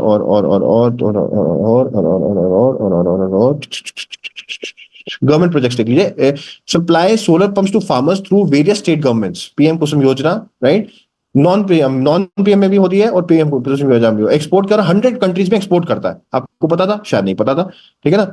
सप्लाईज पंप्स टू, चलो ठीक है। उसके बाद आप देखते हैं, ये ग्रोथ तो हमने बात कर ही ली है, उसके अगर आप देखेंगे, और अगर आप देखेंगे ये सारी, आप इसको पढ़ सकते हैं क्या हो रहा है, working as existing grid system pump, ये देखिए आप, government initiatives off grid off anyways. अब आपको समझ में आ गया, अगर आप पढ़ना चाहेंगे आप पढ़ सकते हैं पूरा इसको, अगर आप पूरा पढ़ेंगे you will get an idea कि what is it all about. और एक दो चीजें मैं आपको दिखाता हूँ, ऑर्डर बुक आपको दिखाना चाह रहा था मैं, एक ऑर्डर बुक कहाँ है, कहाँ है ऑर्डर बुक, कहाँ है, एक मिनट अप्रूव्ड, ये और नई इन्वेस्टमेंट्स भी आ रही हैं इन शक्ति ईवी मोबिलिटी, ये देखिए सब्सिडी इज एंगेज, अब इनकी सब्सिडी भी आ रही है, इसको भी पढ़ लीजिए क्या कह रहे हैं, इलेक्ट्रिक व्हीकल सेगमेंट। अब आप तो ईवी में तो आपको पता है ना, ईवी में भी आ रही है, न्यू बिजनेस सेगमेंट, ये आपको पता था नहीं पता, पढ़ना पड़ेगा, इन्वेस्टर प्रेजेंटेशन पढ़नी पड़ेगी। Electric vehicle segment with an view towards incorporating climate change, Shakti EV mobility was incorporated wholly subsidiary, अब 2021 में इन्होंने किया है। Manufacturing and sale of EV motors, charging station, battery management system, electric control panel, smart electric control panels. SPIL board has approve 114 crore की investment भी approve कर दी गई है। अब आप ये समझ लीजिए, electric vehicle industry is affected to 10 million this days, अब आप ये समझ सकते हैं। अब ये देखिए ऑर्डर बुक देखें, स्ट्रॉन्ग ऑर्डर बुक, 2400 करोड़ की ऑर्डर बुक है अभी, और ये हमने 18 महीने में एग्जीक्यूट करना है, यानी ये 18 महीने के अंदर ये मेरी बैलेंस शीट में, अभी बैलेंस शीट में नहीं है, बैलेंस शीट में 18 महीने में आ जाएगा। सोचो 18 महीने बाद बैलेंस शीट कितनी स्ट्रांग हो जाएगी, राइट। आज आपको ऑर्डर मिलता है, वो अभी आपकी प्रॉफिट एंड लॉस स्टेटमेंट में नहीं आता, आपको एडवांस मिलता है, but it is called a future cash flow, ये आने वाले टाइम में मेरी बैलेंस शीट में आएगा। बट मुझे दिख रहा है कि मेरे पास एक फ्यूचर कैश फ्लो स्ट्रांग है, 2400 करोड़ की मेरे पास, मेरे को 18 महीने में आ जाएगा। तो जो एनालिस्ट होते हैं ना, अभी आज के टाइम पे ही इसको फिल्टर इन कर लेते हैं कि यार 2400 करोड़ वो आज की बैलेंस शीट बना चुके होंगे इसकी, तो आपका काम क्या है, आपको ये चीज करनी, फ्यूचर कैश फ्लो चलना है। मैंने बोला you have to be future ready, ये 2400 करोड़ आपका भी कंसिडर कर लेना चाहिए आपको, तभी उसके बेसिस पे आपने बाइंग करनी है, राइट। R&D टेक्नोलॉजी पढ़ेंगे, ये सब पढ़ेंगे, स्ट्रॉन्ग ऑर्डर बुक आप देखेंगे, सबको देख सकते हैं आप। कहाँ से मिला हुआ है? महाराष्ट्र से इतना मिला हुआ है, हरियाणा से इतना मिला हुआ है, उत्तर प्रदेश से इतना मिला हुआ है, right. Pump industry, I think you getting my point. मेरी बातें समझ में आ रही है आपको? आगे चले, आगे चले। ये तो मैंने आपको एक बस सिंपल सा बताया कि हमने क्या करना है। गवर्नमेंट पॉलिसी समझनी है, जीडीपी समझनी है, गवर्नमेंट की पॉलिसी समझनी है, उसको डीकोड करना है, और उसके बाद कंपनी के अंदर एनालिसिस करने हैं, इन्वेस्टर प्रेजेंटेशन देखनी है, पेटेंट्स देखने हैं, ऑर्डर बुक देखनी है। अगर हमको समझ में आता है, प्रॉफिट एंड लॉस स्टेटमेंट अगर हमको समझ में आ रहा है, then we can go ahead with it, right. आगे बढ़े। थोड़ा यार यस कर दिया करो, मैं बहुत मेहनत करता हूँ यार, थोड़ा तो थम्स अप तो दिखा दिया करो।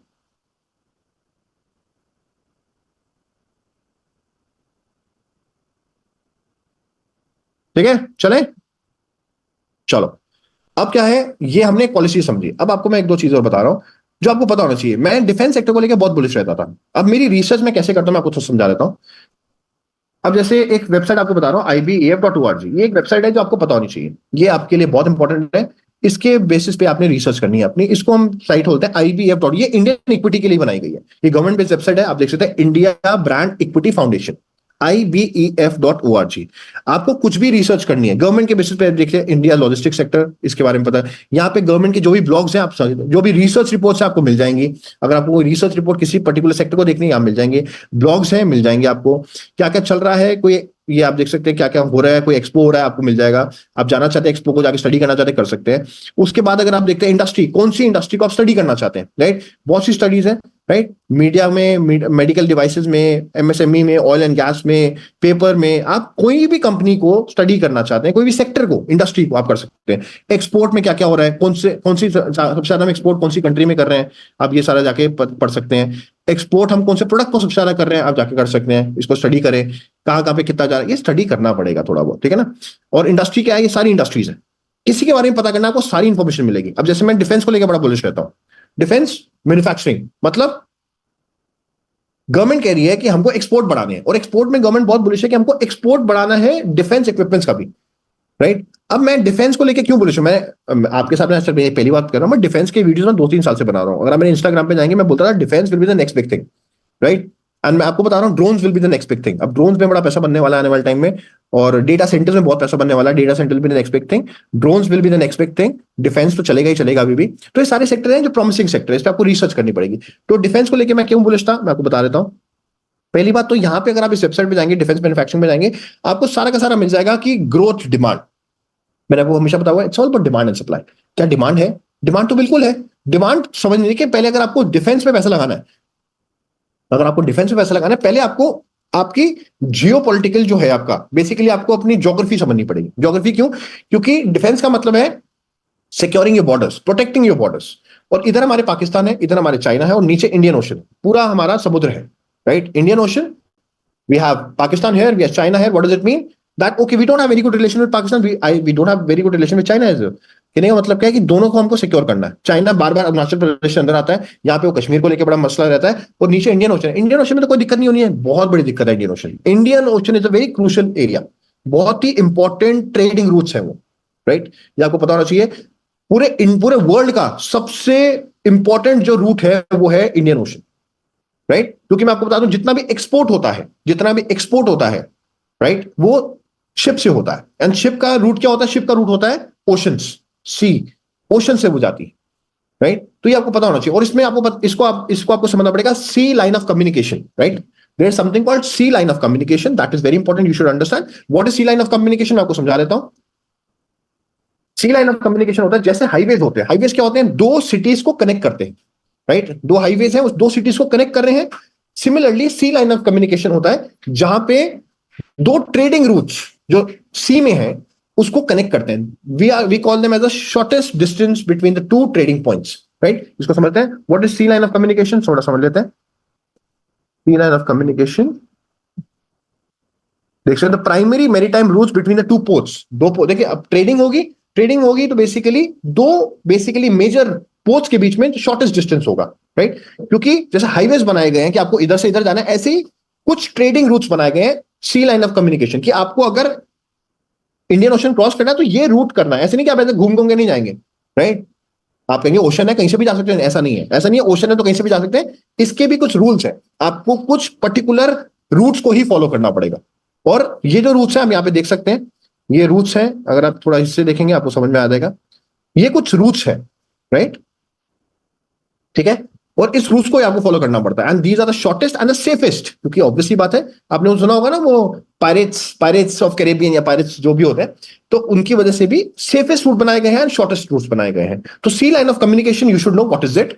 तो कहने का मतलब क्या है, इंडियन ओशन एक ऐसा ऐसा रीजन है जहां पे सबसे ज्यादा सी लाइन ऑफ कम्युनिकेशन है, यानी कि हाईवेज जो हाईवेज है वो इंडियन ओशन में सबसे ज्यादा है, यानी कि one of the busiest trading routes, right. तो इंडियन ओशन बहुत क्रूशियल है। अब इसको थोड़ा और समझ लेते हैं।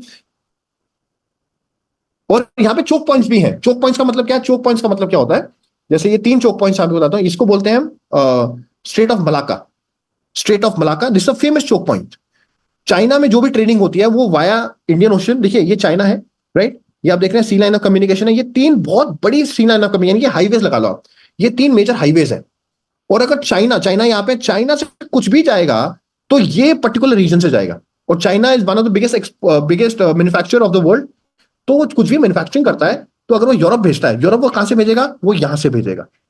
इंडियन ओशन को क्रॉस करना ही पड़ेगा उसको, क्योंकि यहीं पे सी लाइन ऑफ कम्युनिकेशन आता है, राइट। और this is the shortest trading route. और यहां से अगर वो देखा, रेड सी को क्रॉस करना पड़ता है, यहाँ पे स्विस कनाल आता है, तो ये इसको बोलते हैं gulf of Eden.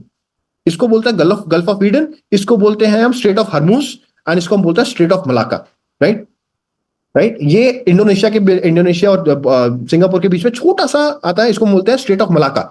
Maximum trading होती है चाइना में, राइट। और उसके बाद ये आता है स्ट्रेट ऑफ हर्मूज, या जो अभी आपने देखा ईरान में जो प्रॉब्लम हो रही थी वो यहाँ पे था। और ये आता है गल्फ ऑफ ईडन। ये 3 चोक पॉइंट्स हैं। जो मरीन इंजीनियरिंग में होगा या जो मर्चेंट नेवी में होगा उसको बड़ी अच्छी तरह नॉलेज होगी इसकी, वो मैं आपको बता दूं, आपको पता होना चाहिए। तो ये डिफेंस से रिलेटेड क्यों है, मैं क्यों ऐसी बातें कर रहा हूँ, देखिए आपको समझना पड़ेगा, सब कुछ बड़ा इंपॉर्टेंट है। तो ट्रेडिंग रूट्स बड़े इंपॉर्टेंट होते हैं। Sea line of communication is the highway in the sea, and then what is happening, because China is a major exporter, major manufacturer, तो सब कुछ वो सी लाइन ऑफ कम्युनिकेशन से जाएगा, तो उसको इंडियन ओशन क्रॉस करना ही पड़ेगा, राइट। इंडियन ओशन क्रॉस करना पड़ेगा। और ये जो है strait of Malacca is a famous choke point. ये चाइना के लिए चोक पॉइंट है, क्योंकि चाइना यहां से ट्रेडिंग करता भी है और इंपोर्ट भी करता है। और जैसे हम क्रूड ऑयल पे डिपेंडेंट है, चाइना भी क्रूड ऑयल इंपोर्ट करता है अरब कंट्री से।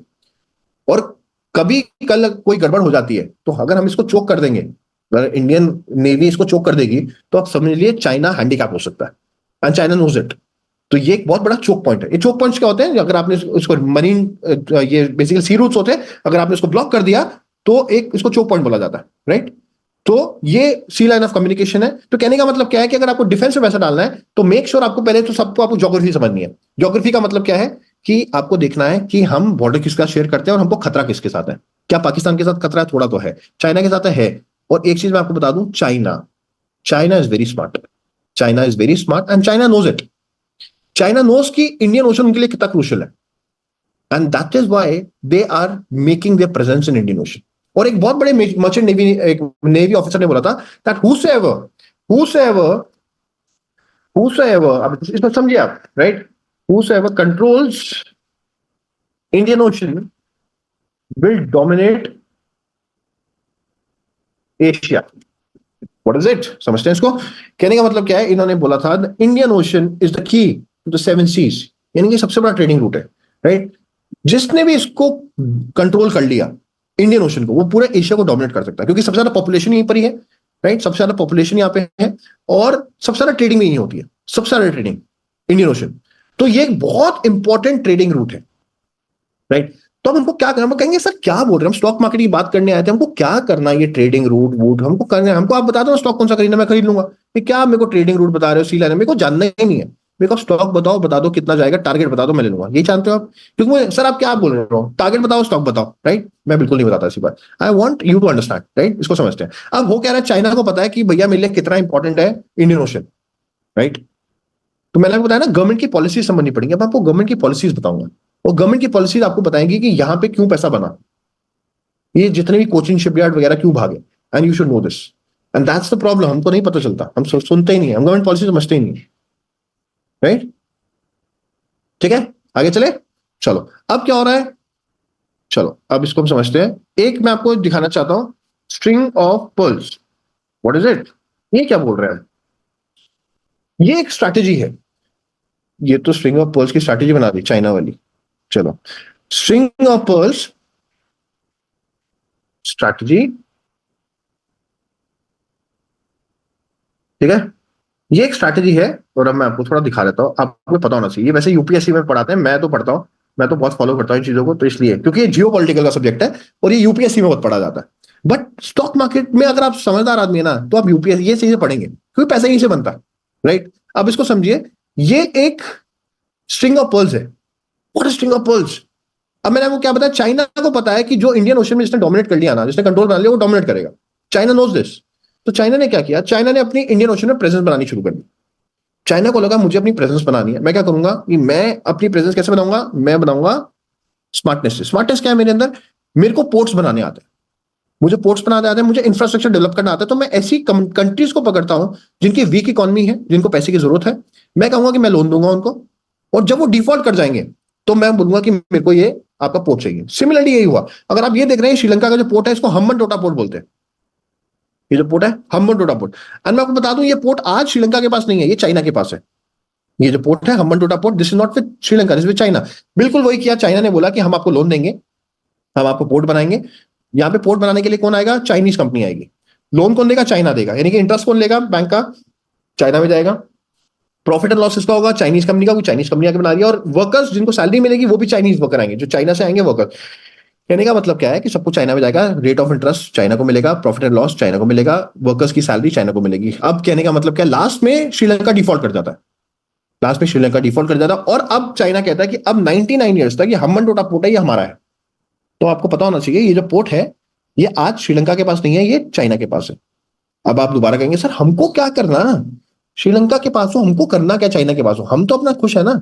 नहीं नहीं नहीं, अब आपको समझना पड़ेगा। समझना ये है कि अब चाइना की प्रेजेंस बन रही है इंडियन ओशन में। Sri Lanka is very close to us. तो अब इंडियन ओशन में चाइना की प्रेजेंस बन रही है, और जितनी वो प्रेजेंस बनाएगा उतनी परेशानी हमको होगी। तो यहाँ पे क्या हुआ, अब यहाँ पे चाइना ने अपनी प्रेजेंस बना ली। चाइना की शिप्स यहाँ पे अब डॉक होती हैं, चाइना यहाँ से ट्रेडिंग करता है, उनके लिए ट्रेडिंग और आसान हो चुकी है, तो ये अब चाइना के लिए आसान है।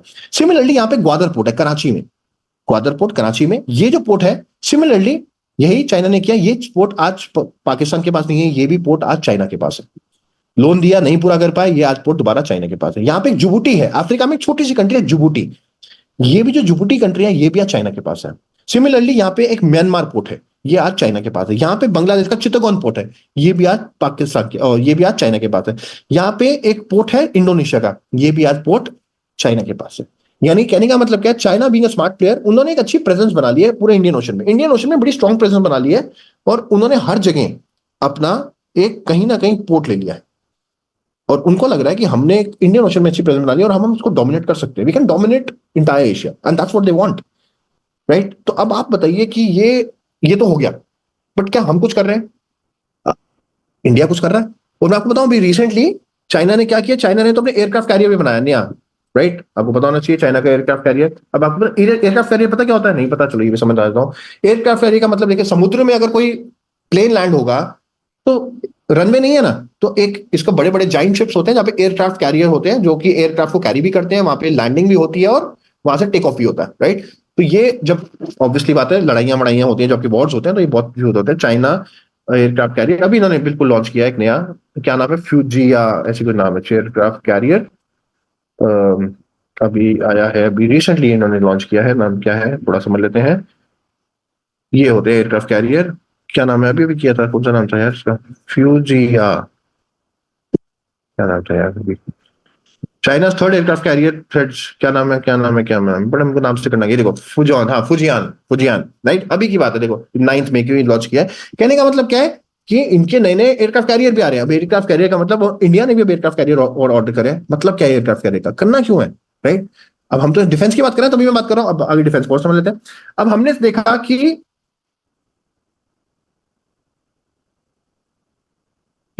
चाइना ये गेम खेल रहा है हमारे साथ, तो क्या हमने कुछ काम किया, चलो ये समझते हैं। हमने भी एक स्ट्रैटेजी बना ली, हमने डायमंड नेकलेस की स्ट्रैटेजी बना ली। What is diamond necklace strategy, इसको समझते हैं।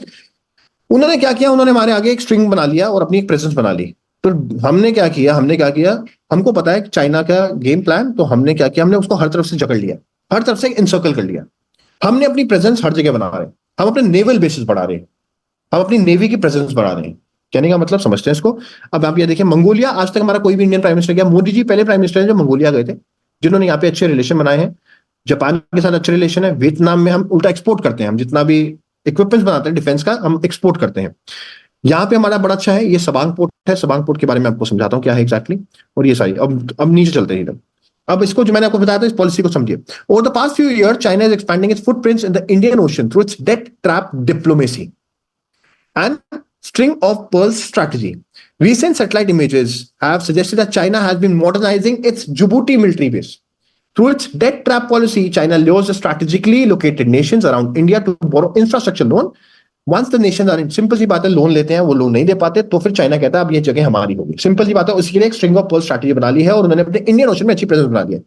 समझिए, through it's string of pearl strategy China is expanding it's footprints in the contain to contain Indian hold in the Indian Ocean. Simple, ये मैंने कुछ समझाया था।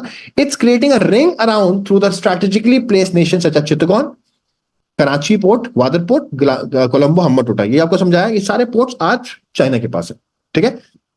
अब हमने क्या किया, अब इस बात को समझिए, हमारी एक स्ट्रैटेजी है। In the counter action India started working on a necklace of diamond strategy. This strategy aims at the garlanding China, or in simple words, encircling them. Encirclement strategy. India is expanding its naval bases.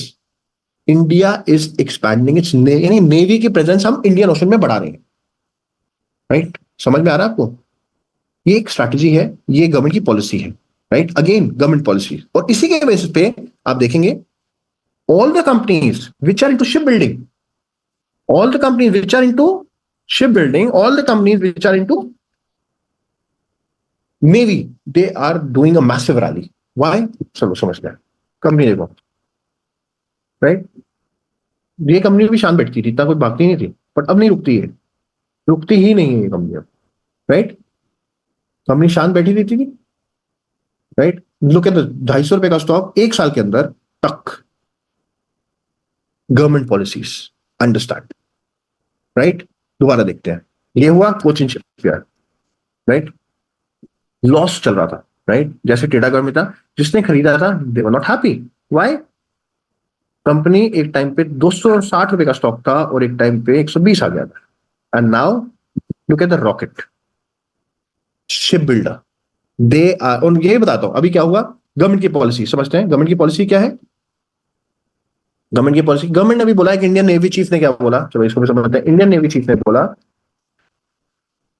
We need made in India aircraft carrier. आपको समझ में आ गया ना aircraft carrier क्या होता है? Simple सी मैंने परिभाषा बता दिया। साफ साफ बोला इन्होंने कि we need aircraft carrier make in India, right? हमको आत्मनिर्भर चाहिए, हमको मेक इन इंडिया चाहिए। ये नेवी चीफ ने बोला। देखिए, prepping for another India made aircraft carrier. तो एयरक्राफ्ट कैरियर, फिर मैंने क्या किया, फिर मैंने ढूंढा कि एयरक्राफ्ट कैरियर कौन से हैं। अब हमने क्या किया, हमारे अभी 2 एयरक्राफ्ट कैरियर है, एक है आईएनएस विक्रांत है। तो मैंने देखा कि आईएनएस विक्रांत कौन बनाता है, तो मैंने देखा चलो आईएनएस विक्रांत कौन बनाता है। फिर मैंने ढूंढा आईएनएस विक्रांत, इसके बारे में स्टडी किया। जब उन्होंने ये बात करी तो मैंने आईएनएस विक्रांत को किया, और मैंने कहा किसने बनाया आईएनएस विक्रांत, तो यहां पे साफ साफ आ गया कि कोचीन शिपयार्ड ने बनाया। तो फिर मेरे को समझ में आया कि कोचिन शिपयार्ड ने आईएनएस विक्रांत बनाया। तो दोबारा इंडियन नेवी चीफ क्या कह रहा है कि मेक इन इंडिया बनाना है। मेक इन इंडिया में कौन कंपनी बनाती है? कोचिन शिपयार्ड। तो why not I should invest in Cochin shipyard. और जैसे ही मैंने कोचिन शिपयार्ड लिया वो रॉकेट बन गया। बात समझ आ रही है? It was very clear, make in India बनाएंगे एयरक्राफ्ट कैरियर। और कौन सा चल रहा है अभी? INS Vikrant. Make in India एक रशिया कंपनी ने बनाया था, एक रशियन ने बनाया था, और दूसरा आईएनएस विक्रांत कोचिन शिपयार्ड। तो लेट्स बाय कोचिन शिपयार्ड, क्यों था दिमाग लगाना। और ऑर्डर मिला किसको? कोचिन शिपयार्ड को। बात खत्म। It was a perfect trade. बात समझ आ रही है? सिंपल लॉजिक, कोई कंफ्यूजन? मैंने कोई अभी आपको चार्ट नहीं दिखाया है, कोई ग्राफ, बड़ा सिंपल सी परिभाषा। रिसर्च करना बहुत डिफिकल्ट नहीं है, अगर आप थोड़ा सा लॉजिक लगाएंगे ना, लॉजिक से आपको अच्छा खासा समझ आ जाएगा, राइट? ठीक है, आगे चलें। तो क्या हुआ उसके बाद मैंने क्या किया कि मैं हमेशा कोशिश करता हूं कि सिर्फ ये नहीं देखना, तो कंपोनेंट्स भी देखने होते हैं। अब क्या हुआ, आईएनएस विक्रांत की बात करते हैं। अब मैंने कहीं ना कहीं किया, आईएनएस विक्रांत में कॉम्प्लेक्स गियर बॉक्स लगते हैं, कॉम्प्लेक्स गियर बॉक्सेस। ऐसे ही पढ़ रहा था आईएनएस विक्रांत, ठीक है ना, गियर बॉक्स। कुछ भी नहीं किया, सिर्फ एक टाइप किया, एक ये सिंपल सी कंपनी आ गई। कंपनी ने क्या बोला कि हमने INS विक्रांत का जो गियर बॉक्स है वो हमने बनाया। मैंने कहा ऐसा भी होता है, तो चलो देखते हैं। फिर क्या किया, इस कंपनी को थोड़ा स्टडी किया, राइट। अब ये नहीं, कंपनी खुद बोल रही है कि हमने भैया गियर बॉक्स बनाया, तो मैंने कहा चलो इसको स्टडी करते हैं, एल्कॉन इंजीनियरिंग, तो एल्कॉन इंजीनियरिंग भी अच्छा चल पड़ा। तो कहने का मतलब क्या है, अगर आप थोड़ा सा समझदारी से काम लेंगे तो I don't think so it's a very tough task. Government की पॉलिसी समझनी है, उसके बेसिस पे आपने स्टॉक सिलेक्शन करनी है। आपको दिखता है अगर जो भी बड़ी बड़ी अनाउंसमेंट्स हो रही हैं आपको समझ में आ जाएगा, उसके बेसिस पे आपने बिल्कुल लॉजिकल बाइंग करनी है, and I think decent returns will get. Simple. ठीक है, ओके। पहले हमारी वो तो खत्म कर दें, हमने वो तो खत्म किया ही नहीं, ठीक है। ये क्या था, इसमें क्या, वो नेवल बेसिस बढ़ा रहे हैं, नेवल बेसिस बढ़ाए जा रहे हैं, यानी कि नेवी की प्रेजेंस बढ़ेगी, नेवल यानी कि और बेसिस बनेंगे। तो कंपनी ने क्या किया, ये कुछ स्ट्रैटेजीज हैं, ठीक है। स्ट्रैटेजिकल बेसिस दोबारा गवर्नमेंट की पॉलिसीज है, क्योंकि डिफेंस किसके अंदर आता है, गवर्नमेंट के अंदर आता है। गवर्नमेंट डिसाइड करेगी कि उनको कितने नेवल बेसिस बढ़ाने। तो क्या कह रहा हूं, C+I+G, याद रखो, गवर्नमेंट के एक्शंस पे आपने फोकस करना है, गवर्नमेंट की पॉलिसी पे आपने फोकस करना है, उसके फोकस करना है, तभी आपने बाइंग करनी है, राइट। चंगी naval base that is in Singapore, उन्होंने बोला कि हमने एक एग्रीमेंट कर लिया है कि कल अगर हमको सर्दर्न चाइना सी जाना पड़ेगा तो हम आपका नेवल बेस यूज कर सकते हैं, तो रीफ्यूल एंड रीआर्म हम यूज कर सकते हैं। उन्होंने कहा ठीक है कर लो, एग्रीमेंट हो गया। सबांग पोर्ट, ध्यान से सुनिए, India got a military access to the Sabang port, which is located right at the entrance of Malacca Strait. What is entrance of Malacca Strait? आपको बताया था ये, दिस इज चोक पॉइंट। क्या था choke point, बताया था, this is choke point. अब क्या मतलब है इसका, इसका मतलब ये है कि right at the entrance of Malacca Strait, this strait is one of the world's famous choke point. Large chunk of trade and crude oil passes on to China through this region. कल आपने इसको चोक कर दिया, China handicap हो जाए। तो आप समझ लीजिए कि this a very famous choke point जो चाइना का चलता है, राइट। तो I hope you getting my point, मेरी बात समझ में आ रही है आपको। तो ये कुछ पॉलिसीज हैं जो गवर्नमेंट ऑफ इंडिया ने अपनाई थी, उसके बेसिस पे इन स्टॉक में रैली है। कोई भी स्टॉक ऐसे नहीं रन अप करता। जब गवर्नमेंट कह रही है कि हमको एक एयरक्राफ्ट कैरियर चाहिए, इंडियन मेड चाहिए, आपको समझना पड़ेगा, उसके बेसिस पे हमें बाइंग करनी है। पॉलिसी समझनी है, नेवल बेसिस बढ़ रहे हैं, यानी कि नेवल बेसिस बढ़ेंगे तो आपको समझना है कि कौन सी कंपनी नेवी की है, राइट। उसके बेसिस पे आपने और देखना है, राइट। अब आपने और भी समझना है कि फ्यूचर में क्या होने वाला है, राइट। फ्यूचर में और आपको एक बात बता दूं, हम इंडियन ओशन, मैंने आपको इंडियन ओशन की इंपॉर्टेंस बताई है, तो आप समझ लो नेवी स्टॉक्स को तो आपने इग्नोर करना ही नहीं है, क्योंकि navy has to increase, because हमारी इतनी बड़ी कोस्ट लाइन है। सीधा गुजरात से हमारी कोस्ट लाइन शुरू होती है, सारी कोस्ट लाइन बंगाल तक चलती है। It is such a huge coastline, पानी पानी है, इतना बड़ा इंडियन ओशन है, and you can understand this will require huge amount of navy presence in the Indian Ocean, and with China and with major trading route it has to be, यानी हमारे को navy और बढ़ाना पड़ेगा। तो navy stock has to do good. समझ आ रही है बात। कभी कोई कहेगा नेवी स्टॉक और नहीं जा रहे, भैया इंडियन ओशन है, इंडियन ओशन को और प्रोटेक्शन करना, और जितनी हम आगे बढ़ेंगे हमको और नेवी बढ़ानी पड़ेगी। Getting my point. Future warships, Indian navy, right. As November 25, Indian Navy has 67 vessels of various types of under construction, including destroyers, frigates, corvettes, conventional powered and nuclear powered submarines, and various types. It plans to build up to 200 vessels and 500 aircrafts by 2050. Can you understand what is happening?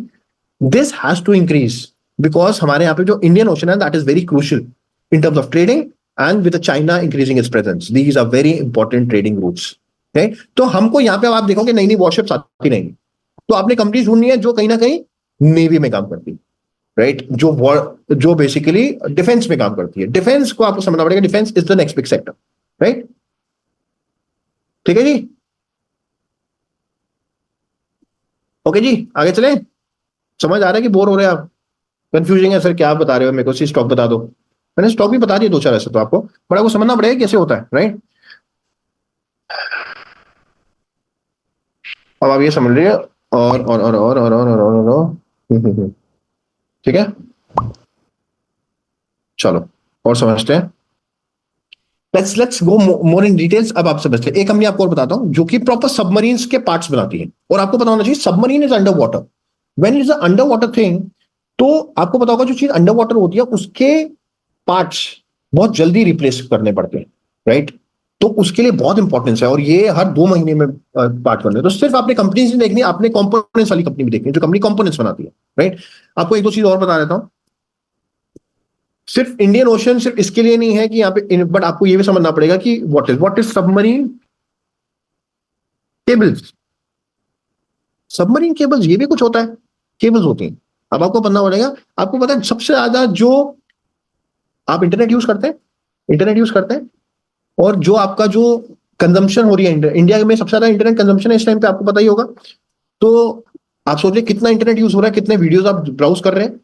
ये जो है कई US से आ रहा है, कोई Australia से आ रहा है, डेटा सेंटर से आ रहा है। आपको पता है within milliseconds it reaches you, you type it on Google and you can browse it, but it is happening through a network of cables, and that is under water.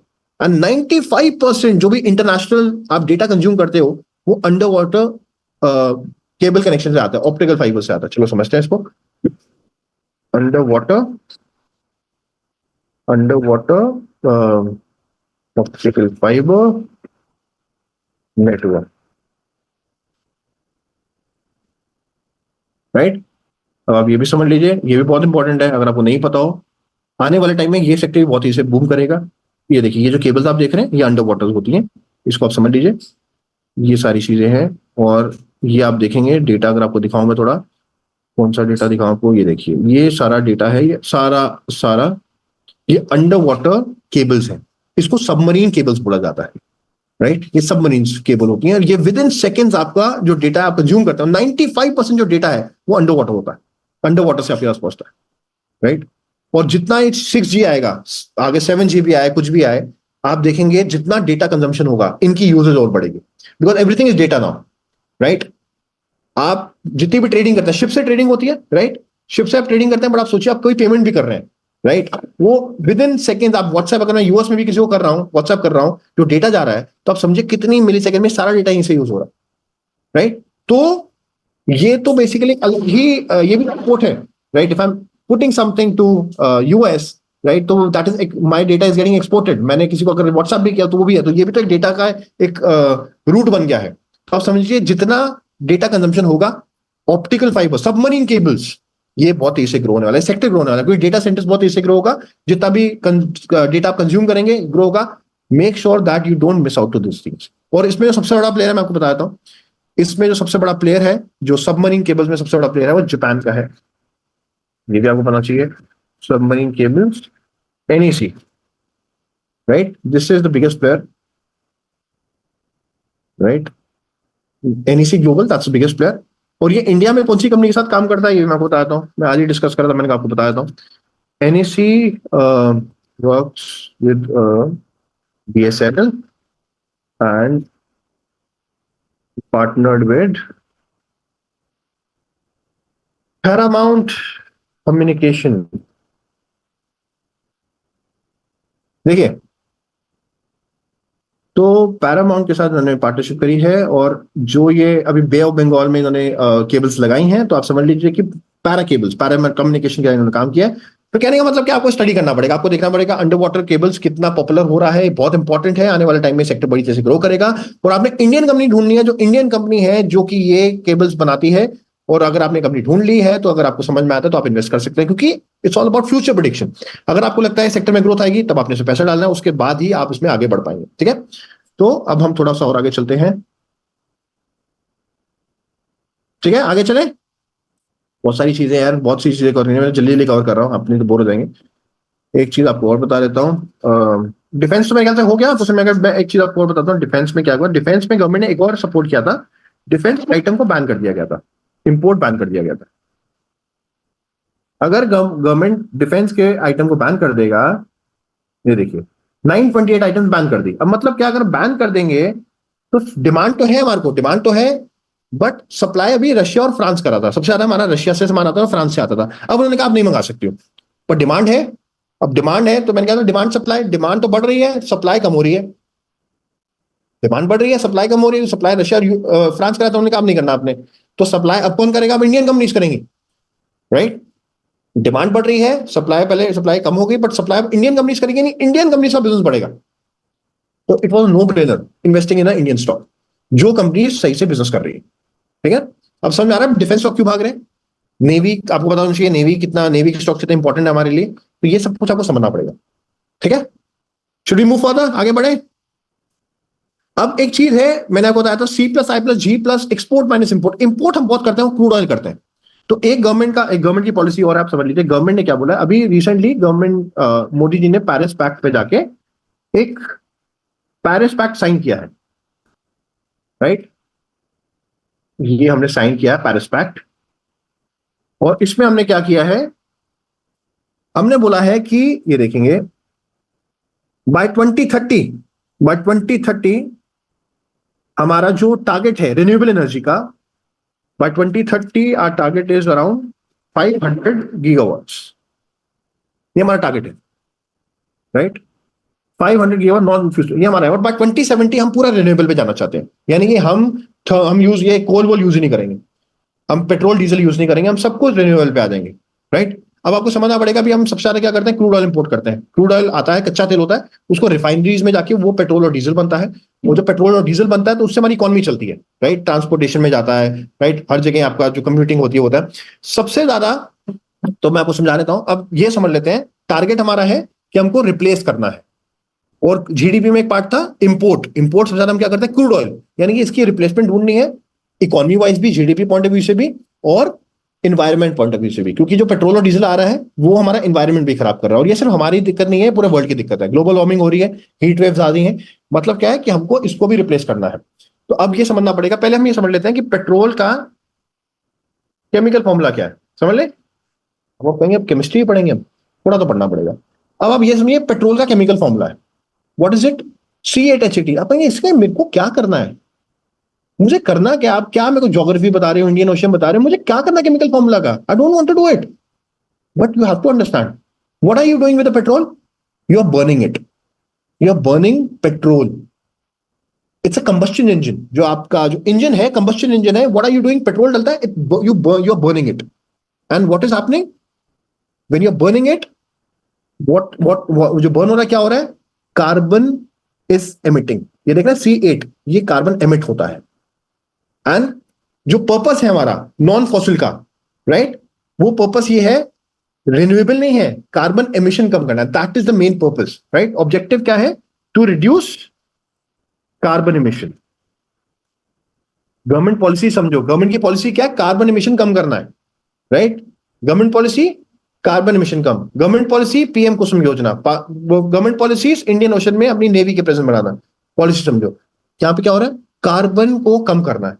Carbon, अगर हम combustion engine है, petrol को हम burn करेंगे, क्या होगा, carbon निकलता है, केमिकल फॉर्मूला उसका C8, कार्बन निकलेगा। अब क्या करोगे, अब क्या है, अब हम डीजल का भी देख लेते हैं, डीजल का केमिकल फॉर्मूला क्या है ये भी बता दो। अब ये भी सी, इसमें भी कार्बन है, इसको भी हम बर्न करेंगे तो कार्बन निकलेगा। तो ऑब्जेक्टिव क्या है, कार्बन एमिट नहीं करना।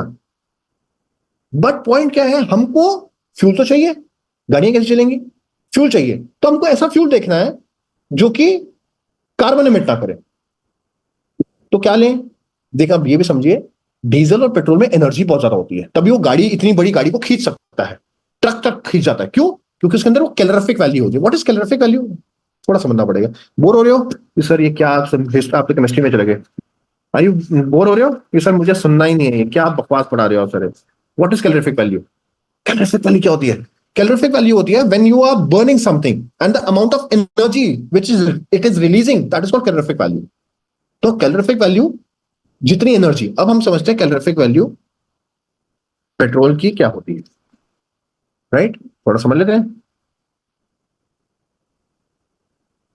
बोर हो रहे हो बता दो, मैं चेंज कर दूंगा, मेरे को बहुत टॉपिक है बोलने के लिए। तो सर क्या बकवास करा रहे हो, मुझे पढ़ना ही नहीं है, right. So what is happening, हमारा ऑब्जेक्टिव क्या है, हमारा ऑब्जेक्टिव पेट्रोल डीजल नहीं है, हमारा ऑब्जेक्टिव है कि हमको कार्बन एमिशन कम करना है, कार्बन नहीं रिलीज करना हमने। और अगर हम केमिकल फॉर्मूला पेट्रोल का देखते हैं, when we are burning it, it is releasing carbon, when we are burning diesel it is releasing carbon. But at the same time हमको ऐसे फ्यूल चाहिए इसमें वो एनर्जी हो, और एनर्जी कैसे पता चलती है, कैलोरीफिक वैल्यू से। तो अब आप देखेंगे पेट्रोल की कैलोरीफिक वैल्यू कितनी है, ये देखो, डीजल की कैलोरीफिक वैल्यू कितनी कितनी ज्यादा है। यानी कि अब हमको ऐसा फ्यूल चाहिए जो कार्बन एमिट ना करे, बट उसकी कैलोरीफिक वैल्यू एटलीस्ट डीजल और पेट्रोल जितनी हो, तभी तभी गाड़ियां चल पाएंगी। तो आप सबसे लास्ट में देखिए हाइड्रोजन नाम लिखा है, हाइड्रोजन एक ऐसा फ्यूल है, उसका अगर आप फॉर्मूला देखेंगे दैट इज H2। तो if you are burning H2, carbon emission नहीं हो रहा, but at the same time अगर आप इसको यूज करते हैं, कार्बन एमिशन नहीं हो रहा, बट इसकी calorific value is much more than petrol and diesel. तो can we use it as a fuel? Can we use it as a fuel? आपको मेरी बात समझ में आ रही है? Are you understanding the logic?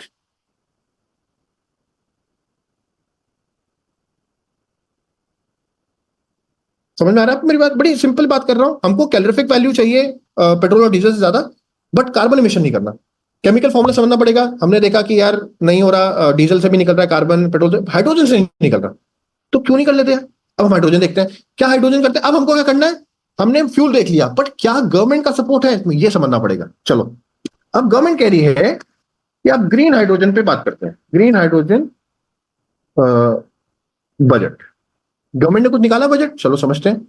Government कह रही है green hydrogen allocation rises by whopping, मतलब क्या है? Oh why, by whopping 102%. मतलब क्या है? मतलब क्या है? समझो, समझो. गवर्नमेंट स्पेंडिंग, गवर्नमेंट स्पेंड कहां से करती है? Tax collection. गवर्नमेंट की इनकम है, गवर्नमेंट को क्या करना है? जो पैसा आता है उससे गवर्नमेंट स्पेंडिंग करनी है. गवर्नमेंट स्पेंडिंग का मतलब वो डिसाइड करेगी मेरे को कौन से सेक्टर में पैसा लगाना है. उन्होंने बोला ग्रीन हाइड्रोजन में हम अपना बजट बढ़ा रहे हैं. बजट बढ़ा रहे हैं मतलब ग्रोथ सेक्टर, समझ रहे हैं? Expansionary policy, fiscal policy, expansionary policy. I started in my first slide, expansionary policy. यानी कि अब हम इसके लिए बजट बढ़ा रहे हैं. आप कभी भी नोटिस करें बजट बढ़ रहा है तो समझ लीजिए कि इसके लिए गवर्नमेंट पुलिस है. अब क्या है, हमको देखना है कि क्या बड़े बड़े इन्वेस्टर्स भी इसमें आना चाहते हैं. ये समझते हैं 102% से ज्यादा गवर्नमेंट तो अब दिखा रही है कि हमने पैसा डालना है. अब हम देखते हैं क्या अदानी जी कुछ कर रहे हैं ग्रीन हाइड्रोजन के लिए. चलो ये भी समझ लेते हैं. सी प्लस आई प्लस जी. सी का कुछ लेना देना नहीं है, आई का देखना. आई का मतलब क्या, इन्वेस्टमेंट्स आ रही है इसमें. चलो देखते हैं. Green hydrogen hold strong promise for India energy. चलो यार ये भी कुछ अच्छा ही बोल रहे हैं. ये बोल रहे हैं in Adani Energy hydrogen use unit aims to get up to 3 billion investment. ये भी कर रहे हैं, वेरी नाइस. अंबानी देख लेते हैं, अंबानी जी कर रहे हैं कुछ. अंबानी जी कर रहे हैं कुछ, चलो ये भी देख लेते हैं. अंबानी क्या कर रहे हैं भैया? अंबानी जी भी कह रहे हैं India Reliance Energy to invest in $10 billion. चलो वेरी नाइस. टाटा कुछ कर रहा है. कहने का मतलब ये है गवर्नमेंट बुलिश है, all the big billionaires are bullish. That means C plus I plus G. आपको समझ रहे हैं? ये उसी सेक्टर में पैसा डालते हैं जहां पे इनको 10x 20x में, ये फ्यूचर सेक्टर में पैसा डालते हैं. तो आप समझ लीजिए इस सेक्टर को आप शॉर्टलिस्ट कर सकते हैं. हमने ये भी देख लिया गवर्नमेंट की पॉलिसीज आ रही हैं, और गवर्नमेंट की पॉलिसीज जहां पे आती हैं आपको जरूर उस पर नोटिस करना चाहिए, उसके बाद रिसर्च करना चाहिए. अगर आपको समझ आता है तब हम उसमें पैसा डालेंगे. राइट? आप देख रहे हैं गवर्नमेंट बजट बढ़ा रहा है, अदानी अंबानी सब इसमें पैसा डाल रहे हैं, यानी कि सेक्टर में मोमेंटम आ रहा है और सेक्टर बढ़ रहा है. राइट? अब हो क्या रहा है? क्या पीएलआई स्कीम आ रही है? पीएलआई स्कीम भी आपको समझनी पड़ेगी. पीएलआई स्कीम क्या होती है? चलो ये भी समझ लेते हैं. इन ग्रीन हाइड्रोजन पीएलआई स्कीम, देखिए पीएलआई स्कीम गवर्नमेंट लेके आती है. इसको बोला जाता है कि बेसिकली अगर मुझे एक फैक्ट्री लगानी है, अगर मेरे को बड़ा सेटअप करना है तो मेरे लिए पैसा लगता है. तो गवर्नमेंट कहती है कि आप पीएलआई स्कीम अगर हम आपको देंगे तो आपको हम 30 से 40% लैंड का रिबेट देंगे. अगर आप 1 करोड़ का लैंड है आपको 40 लाख में मिल जाएगा या 50 लाख में मिल जाएगा. और जो आप जर्मनी से, चाइना से जो आप बड़ी बड़ी मशीन मंगाते हैं उस पर हम इंपोर्ट ड्यूटी लगती है, इंपोर्ट ड्यूटी माफ कर देंगे, बड़ा प्लांट लगाओ. That is it help PLI scheme. Right? अब आप ये समझेंगे पीएलआई स्कीम में PLI guidelines cover two such critical areas of green hydrogen ecosystem, namely production of green hydrogen and manufacturing of electrolyzer in India. A total budgetary outlay of 13,000 crores is embarked for the production of green hydrogen, while the electrolyzers get the allocation of 44. समझ रहे हैं? Electrolysers भी बनाने. अब ये electrolysers क्या है पहले ये समझ लेते हैं. अब हम बताते हैं ग्रीन हाइड्रोजन है क्या भैया, बोलना क्या चाहते हो आप, व्हाट इज ग्रीन हाइड्रोजन. अब हमको थोड़ा समझते हैं. ठीक है? ये एक डायग्राम है, इस डायग्राम को समझिए. ये जो डायग्राम है, ये डायग्राम कहता है कि ये ग्रीन हाइड्रोजन यहां से प्रोड्यूस हो रहा है, बट ये एग्जैक्टली है क्या? ये पानी से निकल रहा है. पानी से निकल H2O. H2O पानी है. पानी को क्या करना है? ये आप देख रहे हैं, ये एक इलेक्ट्रोलाइजर है, ये मशीन है, ये इलेक्ट्रोलाइजर की मशीन है. अभी देखा पीएलआई स्कीम इलेक्ट्रोलाइजर के लिए आई, तो इलेक्ट्रोलाइजर बनाने के लिए भी मशीन चाहिए, ये बना रही है कंपनी. तो ये इलेक्ट्रोलिसिस का प्रोसेस है. ये हमने 8th क्लास में किया था, मैंने अपनी 8th क्लास में, आपने भी किया होगा. ये प्रोसेस होता है, इसमें आप पानी में बिजली डालते हैं, पानी में बिजली डालते हैं और हाइड्रोजन और ऑक्सीजन सेपरेट हो जाता है. राइट? सिंपल. और ये होता है, ये मशीन है इलेक्ट्रोलाइजर जो सेपरेट करती है. अब आप समझिए ये अपनी मशीन है जो इलेक्ट्रोलाइजर की मशीन है. यहां पे पानी होगा, इसके अंदर पानी होगा, यहां पे कैथोड और एनोड होगा. ये एनोड है, ये कैथोड है. ठीक है? इलेक्ट्रोलाइजर है, एनोड है, कैथोड है, बीच में पानी है, इसमें बिजली आएगी, इलेक्ट्रोलिसिस का प्रोसेस होगा, और लास्ट में जो हाइड्रोजन एक्सट्रैक्ट होगा उसको हम हाइड्रोजन बोलेंगे. अब हम उसको ग्रीन हाइड्रोजन तब बोलेंगे जब ये जो बिजली आपने इसको प्रोवाइड कराई है जब ये रिन्यूएबल सोर्स से आए, यानी कि सोलर से आए या विंड से आए. अगर ये थर्मल से आ रही है, यानी कि अगर ये कोल से आ रही है, तो हम इसको ग्रीन हाइड्रोजन नहीं बोलेंगे। ग्रीन हाइड्रोजन तब बोलेंगे जब इसको ग्रीन एनर्जी से आ रहा है, यानी कि विंड से या सोलर से। तो कहने का मतलब क्या है कि इलेक्ट्रिसिटी आएगी सोलर से, विंड से, तो यानी सोलर कंपनीज पे आप फोकस कर सकते हैं, विंड कंपनी पे आप फोकस कर सकते हैं। ये आएगा पानी, इस तो आपने इलेक्ट्रोलाइजर में जाएगा, तो इलेक्ट्रोलाइजर कंपनी जो इलेक्ट्रोलाइजर बनाती है वो कंपनी आप देख सकते हैं। तो जो कंपनी इलेक्ट्रोलाइजर्स बनाती है, इसमें एथोड और कैनोड आएगा, कैथोड और एनोड आएगा, तो आप वो कंपनी बना सकते हैं जो एनोड बनाती है, कैथोड बनाती है, उस पर फोकस कर सकते हैं। और पानी की कंपनी, क्योंकि इसके लिए आपको डिस्टिल्ड वाटर चाहिए होगा, राइट, तो जो कंपनी डिस्टिल्ड वाटर प्रोवाइड करती है उसके लिए भी करेंगे। और लास्ट में जो हाइड्रोजन एक्सट्रैक्ट होगा उसको हम ग्रीन हाइड्रोजन बोलेंगे, राइट। तो अब हमने कौन सी कंपनी ढूंढनी है? इलेक्ट्रोलाइजर वाली। इनफैक्ट मैं आपको बताऊं, मैंने नवंबर में बताई थी। इनफैक्ट अगर आप मेरा Diwali pick, top Diwali pick जाके देखेंगे, तो मैंने बोला था मेरा टॉप दिवाली पिक, और वो दिवाली वाले दिन ये कंपनी ने भागना शुरू किया, और 5x हुआ 2 महीने के अंदर। यानी तुक्का ही था, मैंने तो कुछ किया नहीं था, तुक्का मारा था मैंने, तो तुक्का लग गया मेरा। अगर आप बोलेंगे मैं नहीं, देखिए दिवाली कब थी? 11 नवंबर की थी ना। आप देखिए, आप मेरा वीडियो जाके देखेंगे, मैंने टॉपिक में बताया था, एक मैप माई इंडिया बताया था, उसने इतनी शरारत नहीं करी। मैप माई इंडिया के बाद मैंने बताया था आपको एडवेट, और एक प्रीमियर एक्सप्लोसिव, ये 3 बताए थे। प्रीमियर एक्सप्लोसिव भी डबल हुआ। मैप माई इंडिया अभी तक वहीं पर ही है, थोड़ा सा ही भागा है, और ये 4x हो गया, 5x हो गया। 12 नवंबर की दिवाली थी, आप देखेंगे यहाँ पे कंपनी ने और रनअप शुरू किया। 360 का था, 1600 पे चला गया था, देखिए 2 महीने के अंदर। 350 का स्टॉक 1600 पे गया था, फेब में ही। कहने का मतलब ये है कि ये तो तुक्का था, मैं तो ऐसे ही बोल रहा हूँ, तो कोई ऐसे तुक्का लग जाता मेरे कई बार। बट कहने का मतलब क्या है कि इलेक्ट्रोलाइजर बनाती है, इलेक्ट्रोलाइजर बनाती है, बात खत्म यार। तो हमको चाहिए ऐसी कंपनी जो इलेक्ट्रोलाइजर बनाती है, क्योंकि हम रिसर्च करके आ रहे हैं, हमको पता है हमको क्या चाहिए इस टाइम पे, फ्यूचर किस चीज का है। ग्रीन हाइड्रोजन अभी फ्यूचरिस्टिक सेक्टर है, अभी शायद पैसे इतनी जल्दी बनेगा भी नहीं। बट जैसे आईटी में 91 में डाला, जिसने हुआ बोल किया, दे आर मेड मनी। तो अंडरस्टैंड कि आपने फ्यूचर को देख के पैसा लगाना है। तो हमने डाला इसमें, अच्छा बन गया हमारा पैसा। कहने का मतलब क्या है, ग्रीन हाइड्रोजन ऐसे बनेगा, आपको ये सारी चीज समझनी पड़ेगी।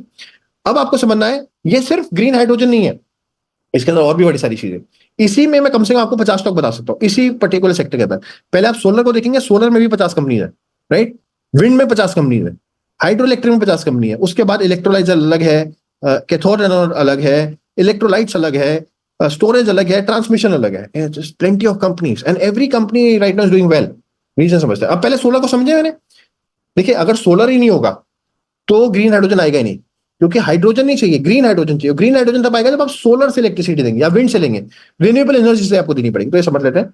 अब सोलर प्लांट देख लेते हैं, सोलर प्लांट की वर्किंग देख लेते हैं। आप, मुझे नहीं पता आप कितना इसके अंदर जाते हैं, मैं पूरा अंदर चाहता हूँ। और इसकी बेसिस पे हमने 2-3 अच्छे स्टॉक ढूंढे और हमने बड़ा अच्छा पैसा बनाया। ये देख लेते हैं। अगर आप नोटिस करेंगे, ये सोलर होता है। सोलर में क्या होता है आप देख लें। सोलर का मतलब क्या है, हमको इलेक्ट्रिसिटी प्रोड्यूस करनी है विद हीट एनर्जी। हीट कहां से आ रही है? सन से आ रही है। तो इसमें क्या होता है, ये आप देखेंगे एनपी टाइप पैनल्स होते हैं। ये एन को हम ऊपर रखते हैं बेसिकली। जब आप सनरेज आती है, हीट आती है, तो ये, अब मैं उसमें नहीं जाऊंगा, न्यूट्रॉन निकलता है, इलेक्ट्रॉन निकलता है, उस पर नहीं जाऊंगा।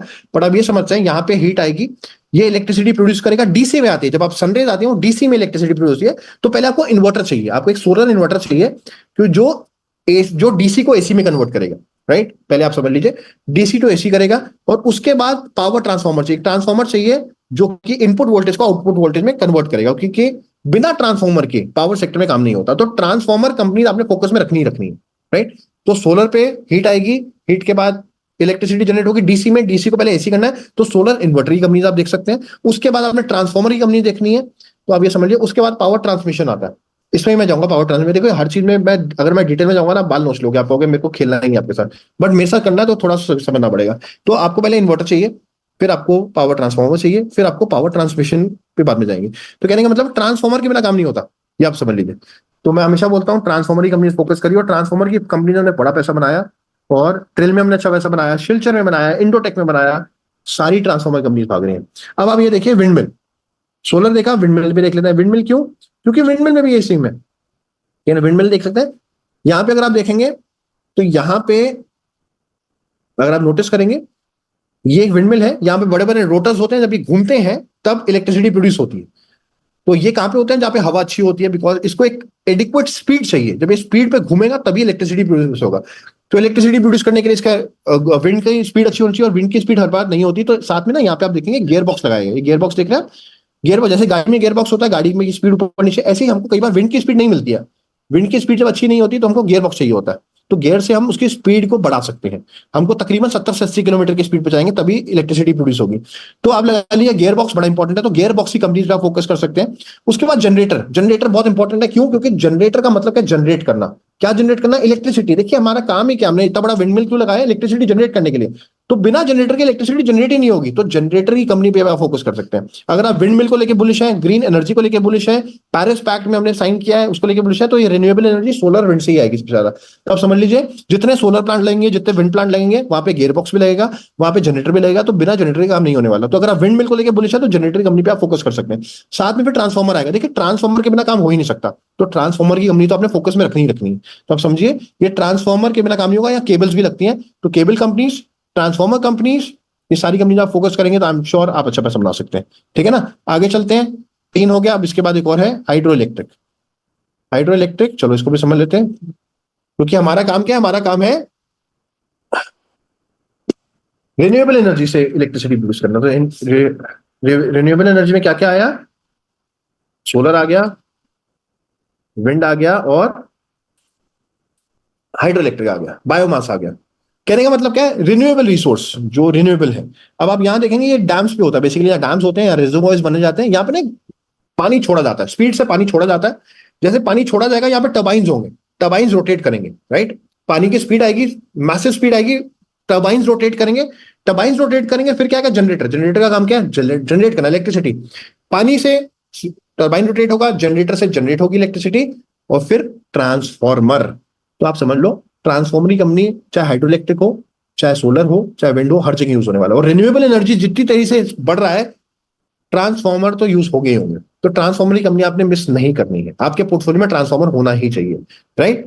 जनरेटर की कंपनी आप देखें, ट्रांसफॉर्मर की कंपनी होनी चाहिए, केबल, ये सब चूज यूज होने वाला है, राइट? आपको इन्हीं बातें समझ में आ रही है?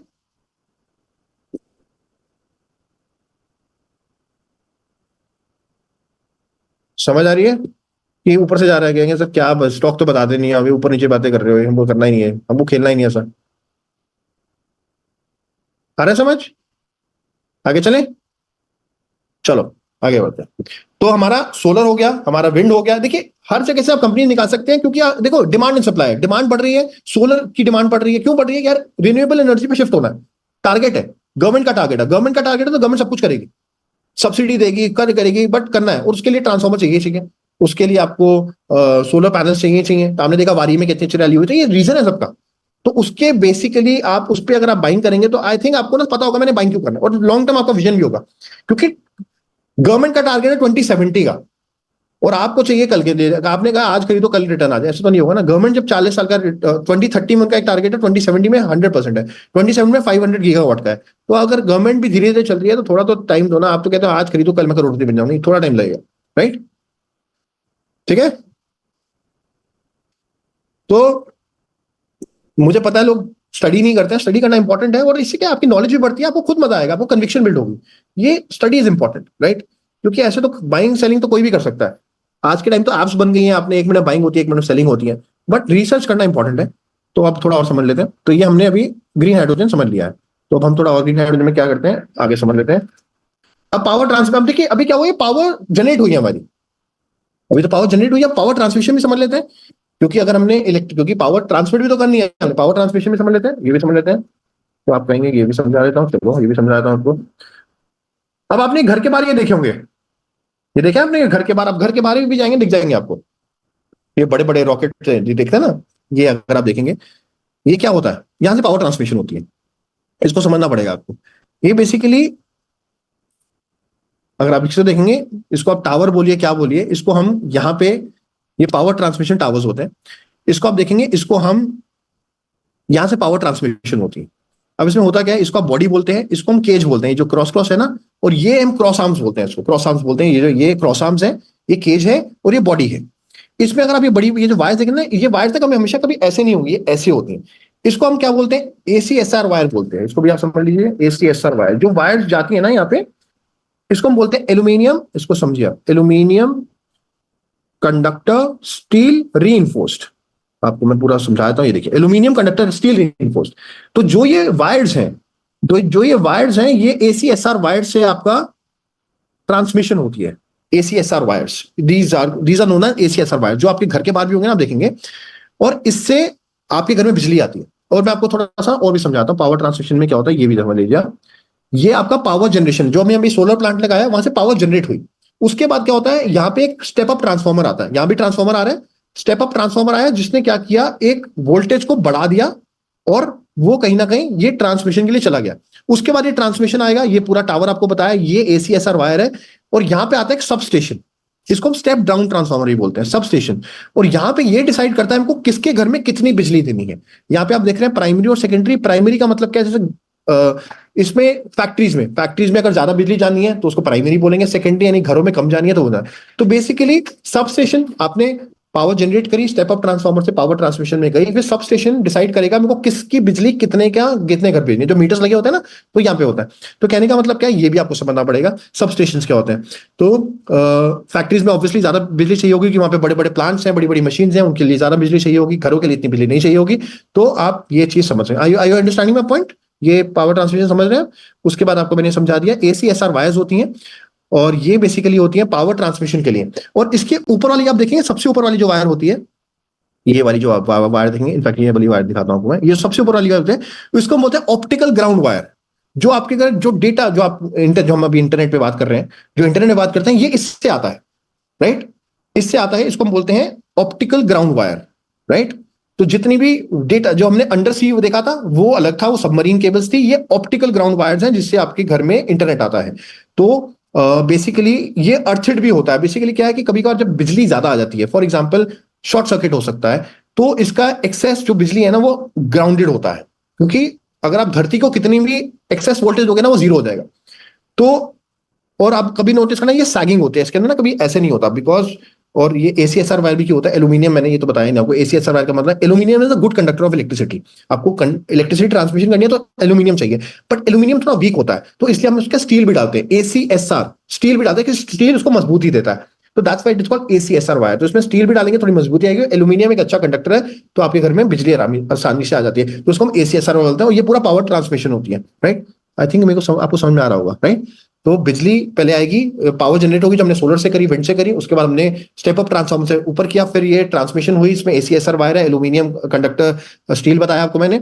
उसके बाद ये कौन कौन वायर बनाता है मैं आपको बताता हूँ। अपार इंडस्ट्री बहुत बड़ा प्लेयर है इसका, के भी है, इनफैक्ट एडवेट भी बनाता है। तो अपार इंडस्ट्री बहुत बड़ी कंपनी है इसके लिए। अपार industry is into ACSR wire, ये है एसीएसआर वायर बनाता है। इनफैक्ट अब उल्टा एक और वायर पॉपुलर हो रही है, उसको बोलते हैं AL59। AL59 वायर्स आप ये देख रहे हैं, AL59 वायर्स, ये देखिए। अब वो कह जा रहे हैं, मैंने उल्टा अपार की भी बात सुना था, अपार कह रहा है AL59 will be the next big thing, we'll be using more of AL59। ये देखिए, एल्यूमिनियम मैग्नीशियम सिलिका रोड्स, समझना पड़ेगा, पढ़ना पड़ेगा, कौन बनाता है, अपार बनाता है। तो should we buy it, we can, right? Power generate करना हमारा काम है, फिर पावर ट्रांसमिशन भी है, ट्रांसमिशन के लिए वायर चाहिए होंगे, वायर चाहिए होंगे, तो ये चेक करना पड़ेगा, राइट? ऑप्टिकल ग्राउंड वायर क्या होती है मैं आपको दिखा देता हूँ, आपको मैंने दिखा दिया कहाँ पे आप देख सकते हैं, बट अगर आप वैसे देखना चाहते हैं आप देख सकते हैं, इमेज में आपको दिखा देता हूँ कौन सी वायर होती है। वैसे आप देख सकते हैं ऑप्टिकल ग्राउंड वायर, ये देख सकते हैं, और ये टॉप वाली होती है, राइट? ये वाली, ये देखें, ये देखिए, ये देख रहे हैं ऑप्टिकल ग्राउंड वायर, देख रहे हो आप? ये वाली, ये टॉप वाली होती है, ठीक है? चलो, ये भी आपको समझा दिया, इतनी चीजें समझा दी, बताओ यार, कमाल है यार, मजाक ही बना दिया आपने। किस लिए यूज होती है, ये देखो। Such cable combine use grounding, grounding मैंने कहा था अर्थ हेड होता है, और कम्युनिकेशन जो आपके घर इंटरनेट आता है। और ये कौन सी कंपनी बनाती है, ये भी आप देख लेते हैं, कौन सी कंपनी बनाती है। अपार बनाता है क्या, चलो देखते हैं। ऑप्टिकल ग्राउंड वायर बनाता है, अपार इंडस्ट्री बनाता है, चलो ठीक है। KEI बनाता है, और एडवेट बनाता है। तो कहने का मतलब कि आपको कंपनी ढूंढनी पड़ेगी, अच्छी कंपनी ढूंढनी पड़ेगी, पैरामीटर्स देखने पड़ेंगे, पर पहले आपको समझना पड़ेगा कि वायर्स कौन सी हैं। हमको यही नहीं पता, ट्रांसमिशन तो करनी है ना, ट्रांसमिशन करनी है तो वायर्स देखनी पड़ेंगी, वायर्स का आपको ये समझना पड़ेगा, ठीक है? समझ आ रहा है?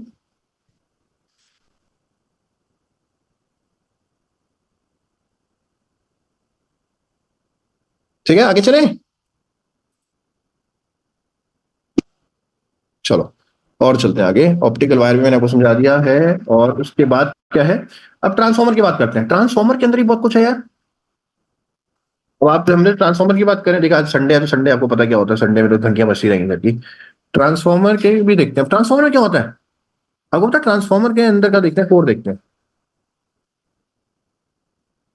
राइट? अब ट्रांसफॉर्मर में क्या होता है, दो कॉइल्स होती है, primary coil and secondary coil, right? Primary coil and secondary coil, ये बहुत इंपॉर्टेंट है क्योंकि इसमें इलेक्ट्रोमैग्नेटिक फ्लक्स बनता है, राइट। जब यहाँ पे, और इसके अंदर ऑयल होता है, ट्रांसफॉर्मर ऑयल।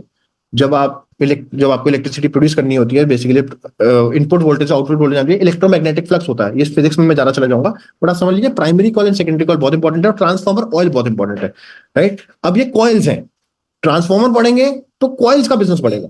कॉइल कौन बनाता है, क्या आप जानते हैं? चलो ये भी समझ लेते हैं। कॉइल कौन बनाता है, बता दो भैया, ये भी देख लेते हैं। अब कंपनी कौन सी है जो कॉइल बनाती है, चलो ये देखते हैं, क्योंकि प्राइमरी कॉइल सेकेंडरी कॉइल पढ़ेगा, इसका बिजनेस कौन बनाता है? ये कंपनी है, और इसको भी बिजनेस बड़ा अच्छा मिला है, होंडा एंटरप्राइजेस, राइट। ये कंपनी क्या करती है, देखो आप, ये कंपनी करती है कॉइल बनाती है, selling and coil, transformer coil, very nice, laminated sheet, right. जो मैंने बताया जो बहुत इंपॉर्टेंट है, उसके बिना काम नहीं होगा। तो ये बनाती है, और अभी रिसेंटली इसका ऑर्डर भी देखते हैं, इसको ऑर्डर मिला था, कहाँ है ये देख लेते हैं। अगर आप ये देखेंगे, इनको अभी ऑर्डर मिला, किसने दिया? हेवल्स ने दिया। मुझे तो सब याद रहता है, मैं तो पढ़ता रहता हूँ। तो आप बताइए किस किसने ऑर्डर मिला, अच्छा ऑर्डर मिला इनको, किस चीज का ऑर्डर मिला, देखिए इनको मिला है, नेम ऑफ द ऑर्डर किसने, हेवल्स ने ऑर्डर दिया है, केएसबी ने दिया है। किस चीज का ऑर्डर दिया? मोटर स्टैंपिंग का दिया है, और डोमेस्टिक है, ठीक है। Order placement in order monthly basis, कितने का ऑर्डर है? 20 से 30 दिन में कंप्लीट करना है। ये पूरे साल का देखेंगे कितना, 25 करोड़ का ऑर्डर है, ये 12 करोड़ का ऑर्डर है। तो अच्छा खासा ऑर्डर मिला है, तो कंपनी डूइंग गुड। किसी कंपनी को अच्छी कंपनी से ऑर्डर मिलता है, क्लाइंट कौन है? हेवल्स। तो कहने का मतलब है, जब आप स्टडी करते रहोगे, कंपनी ढूंढते रहोगे, उसकी ऑर्डर बुक देखते रहोगे, तो आपको कन्विक्शन आएगी कंपनी अच्छा कर रही है। तो हेवल से ऑर्डर मिल रहा है, अच्छा ऑर्डर मिल रहा है, साल का 25 करोड़ का ऑर्डर है, कंपनी छोटी है, कर सकते हैं, तो ऐसे देखना होता है। अब ट्रांसफॉर्मर ऑयल, अब ट्रांसफॉर्मर ऑयल क्यों इंपॉर्टेंट है? क्योंकि ट्रांसफॉर्मर ऑयल नहीं होगा तो प्राइमरी कॉइल, जब जब वोल्टेज होगी, वो मैग्नेटिक फ्लक्स प्रोड्यूस नहीं करेगा। ट्रांसफॉर्मर ऑयल सबसे इंपॉर्टेंट है, राइट। ट्रांसफॉर्मर ऑयल कौन बनाता है? सबसे बड़ा प्लेयर कौन है? दोबारा ट्रांसफॉर्मर ऑयल कौन बनाता है भैया, बता दो। सबसे बड़ा प्लेयर, दोबारा बताता हूं आपको, इसका प्लेयर है अपार इंडस्ट्री। दोबारा कहेंगे, दोबारा अपार है, बिल्कुल है, अपार इंडस्ट्री दोबारा है इसका। सबसे बड़ा प्लेयर यही है पावर का, ट्रांसफॉर्मर ऑयल। तो ट्रांसफॉर्मर ऑयल के बिना ट्रांसफॉर्मर नहीं चलेगा, ऑयल के बिना ट्रांसफॉर्मर नहीं चलेगा, और ट्रांसफॉर्मर के बिना पावर सेक्टर नहीं चलेगा। तो आप समझ लो सब कुछ इंपॉर्टेंट है, बट जैसे आपको कन्विक्शन बिल्ड होती रहेगी, आप बाइंग करते रहोगे, राइट।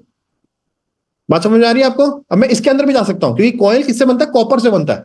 तो अब कॉपर की भी डिमांड बढ़ रही है, कॉपर का रेट भी बढ़ रहा है, तो कॉपर से बनता है, कॉपर को भी ध्यान में रखना है।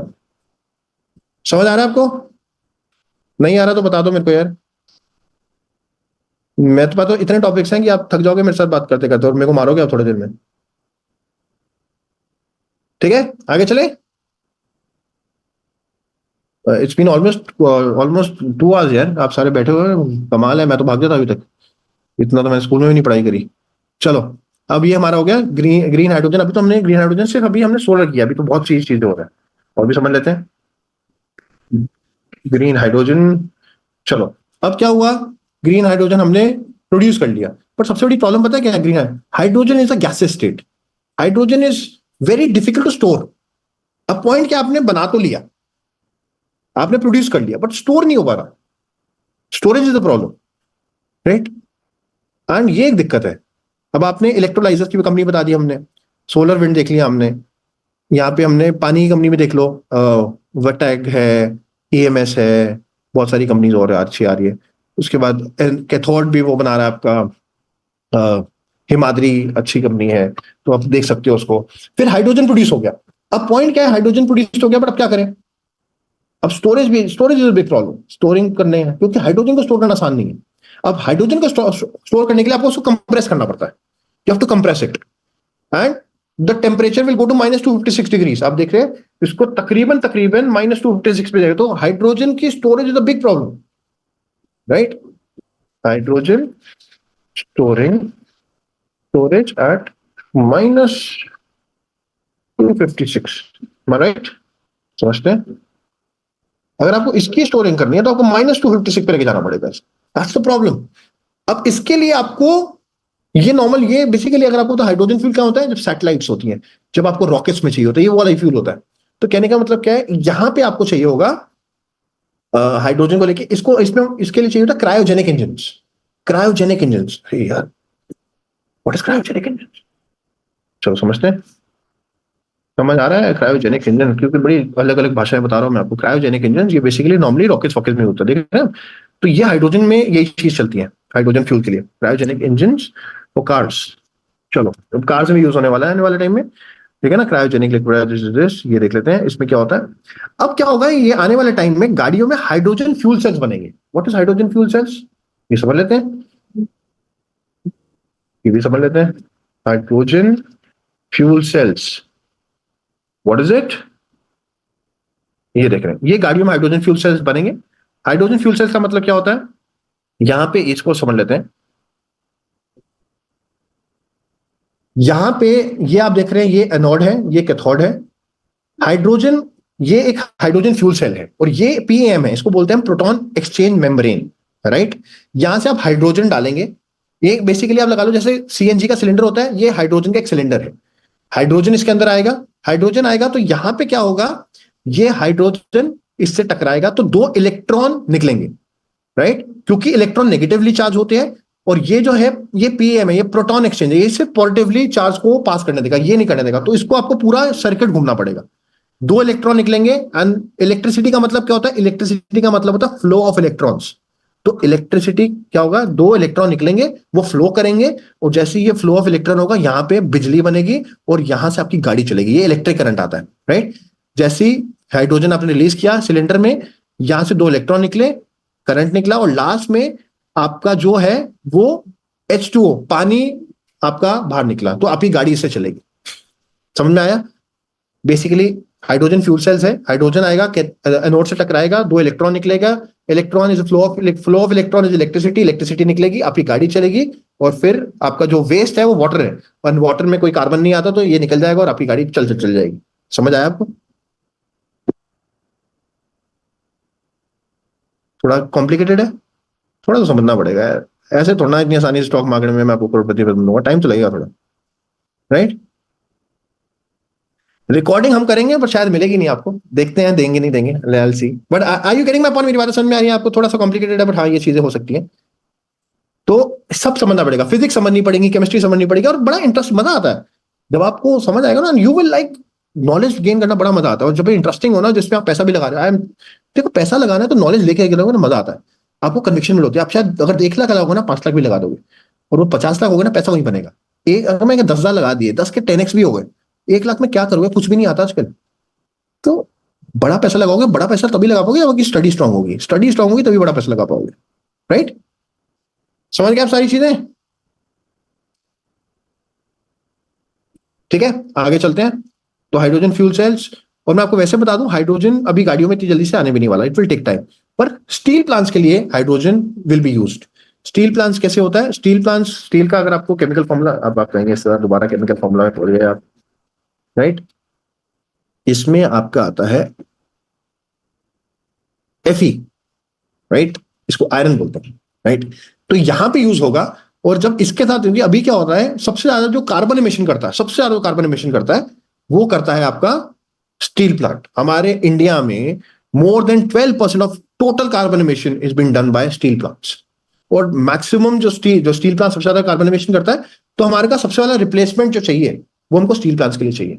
आप ये भी समझ लीजिए, steel plants produces 12% of carbon, ऐसी कुछ है, 12% ऑफ इंडिया कार्बन डाइऑक्साइड, 12%, यानी सबसे ज्यादा जो कार्बन एमिशन होता है वो जो स्टील प्लांट्स करते हैं। तो पहली रिप्लेसमेंट ही कार्बन चाहिए।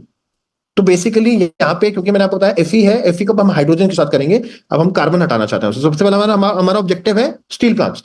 और India is the second largest producer of steel, right. और अगर हम ऐसे ही स्टील प्रोड्यूस करते रहेंगे, ठीक है ना, तब दिक्कत कहां पे आएगी, दिक्कत तो नहीं आएगी, कार्बन एमिशन ही तो हो रहा है, बट दिक्कत आएगी यूरोपियन यूनियन से। अब यूरोप ने क्या कर दिया, यूरोप ने बना दिया है कार्बन बॉर्डर टैक्स। बिल्कुल समझ लो, what is carbon border tax. उन्होंने बोला है कि हर एक कंट्री एक permissible amount of carbon emit कर सकती है, इसको हम कार्बन बॉर्डर टैक्स। तो अगर आपने इससे ज्यादा कार्बन एमिट किया तो हम आप पे टैक्स लगाएंगे। आपको लगा दो यार, लगा दो यार, नहीं होता। पॉइंट क्या है, अगर मैं second largest producer of steel हूं, मैं इतना स्टील प्रोड्यूस कर रहा हूं, और अगर मैं टैक्स लग रहा है, मैं यूरोप में अगर अपना स्टील बेच रहा हूं, जहां पे मेरे को टैक्स 20% एक्स्ट्रा लगने लग गया है, राइट, 30% एक्स्ट्रा लगने लग गया, तो मेरा प्रॉफिट खत्म हो जाएगा। और अगर प्रॉफिट खत्म हो जाएगा तो मैं अपना स्टील प्लांट ही बंद कर दूंगा। और मैं स्टील प्लांट बंद कर दूंगा तो भाई जो हम एक्सपोर्ट करते हैं, याद है, C+I+G+ एक्सपोर्ट, एक्सपोर्ट कम होगा तो हमारे को तो जीडीपी खराब होगी। डोमेस्टिक भी खराब होगी, एक्सपोर्ट भी खराब होगा। आप समझो यहां पे हमको सबसे पहले एक्शन लेना है। तो स्टील प्लांट में सबसे पहले हाइड्रोजन की रिप्लेसमेंट होगी, राइट। गाड़ियों की कार्स कैन वेट, सबसे ज्यादा कार्बन इमिट होता है स्टील प्लांट्स, राइट। समझ आ रहा है आपको मेरी बातें? Chemical plants and steel plants, तो वहां पे सबसे पहले हम यूज करेंगे, ठीक है। तो अगर आपको कोई कहता है गाड़ी गाड़ी, I think cars will take time, cars will take at least 7-8 years, इतनी जल्दी आसानी से नहीं होने वाला, अभी हमारा इंफ्रास्ट्रक्चर रेडी नहीं। बट स्टील प्लांट्स को लेके I am very bullish. I think with in 2 years you will see many things will be, यानी कि steel plants hydrogen fuel use करने लग जाएंगे। And that is only possibility. Carbon बहुत tax लग चुका है और इसके बेसिस पे आप नहीं कर पाएंगे। देखो इट विल टेक इफेक्ट, अभी शुरू हो चुका है, देखो स्टार्टिंग इन 2023, और ये मेजर इफेक्ट 2026 से हो जाएगा। बहुत स्ट्रिक्ट है यूरोपियन यूनियन, उन्होंने बोल दिया कि भैया अब हम नहीं करेंगे, क्योंकि वो कुछ नहीं रहा, environment is suffering, global warming is happening, and we have to take some strict action. That's why companies will be moving towards hydrogen fuel, right guys? So this is what, और बेसिकली इसलिए hydrogen use होगा। तो मैं आपको again सबको chemical formula तभी समझना पड़ता है, और उसको आप जब केमिकल फॉर्मूला के साथ बर्निंग कंबशन इंजन लगाएंगे तो आपको समझ आएगा ये होगा। और दूसरी चीज आपको बता दूं, कार्बन एमिशन सबसे ज्यादा और कहां से होता है? कार्बन एमिशन सबसे ज्यादा पूरे वर्ल्ड में होता है, वो होता है shipping industry. Shipping industry, yes, shipping industry सबसे ज्यादा जो होता है शिपिंग से होता है। क्यों? क्योंकि पूरे वर्ल्ड में सबसे ज्यादा ट्रेडिंग जो होती है, जो एक्सपोर्ट्स होते हैं, वो शिपिंग से होते हैं। और शिपिंग में डीजल जो यूज होता है, tons and tons of diesel use होता है, टन्स एंड टन्स, ठीक है ना। अब tons and tons diesel use होता है तो उससे क्या होता है? कार्बन एमिशन हो रहा है। और अगर आप देखेंगे कितना कार्बन एमिशन होता है पूरे वर्ल्ड का, ऑलमोस्ट 6%। देखिए पूरे वर्ल्ड का 5 to 6% कार्बन एमिशन होता है शिपिंग इंडस्ट्रीज। तो अब हमारा ये भी ऑब्जेक्टिव है कि जो डोमेस्टिक है हमको स्टील को रिप्लेस करना है, पर ग्लोबल ग्लोबल जो बात चल रही है वो चला जा रहा है कि शिपिंग इंडस्ट्री का फ्यूल चेंज किया जाए सबसे पहले, क्योंकि सबसे ज्यादा कार्बन एमिशन वहां से होता है, राइट। और इतनी शिपिंग चलती है, ट्रेडिंग रुक जाएगी, ट्रेडिंग तो करनी ही करनी है, पूरा वर्ल्ड रुक जाएगा नहीं तो उसके लिए हमको फ्यूल चाहिए। एंड उसके लिए कौन सा फ्यूल चाहिए? हाइड्रोजन। अब दिक्कत क्या है? हाइड्रोजन में एनर्जी डेंसिटी कम है। अभी एनर्जी डेंसिटी क्या होता है, अब ये समझ लो। एनर्जी डेंसिटी का मतलब, अब अभी देखो एनर्जी डेंसिटी हाइड्रोजन की कम है। एनर्जी डेंसिटी का मतलब कि बेसिकली एक पर्टिकुलर पोर्शन में कितनी एनर्जी आप स्टोर कर सकते हो, राइट। इसको देख ले इन टर्म्स ऑफ, और यहां पे अगर मैं बात करूं तो अमोनिया, ग्रीन अमोनिया की डेंसिटी हाइड्रोजन से ज्यादा है। तो why we are discussing ammonia? Why? Because if we'll use ammonia as a fuel, उसकी एनर्जी डेंसिटी ज्यादा है और वहां भी कार्बन मिशन नहीं होता। NH3 is the ammonia, right. तो कार्बन मिशन नहीं होता और वो हाइड्रोजन से ही बनता है। और वो कैसे बनता है मैं आपको बता देता हूं। ammonia, green ammonia is made by hydrogen by Bayer's process, right. अभी कौन सा प्रोसेस होता है थोड़ा समझ लीजिए। हम्म। इसमें क्या होता है, आप हाइड्रोजन प्रोड्यूस करेंगे, हाइड्रोजन को आप एटमॉस्फेरिक नाइट्रोजन के साथ मिलाएंगे, H2, राइट, प्लस N2।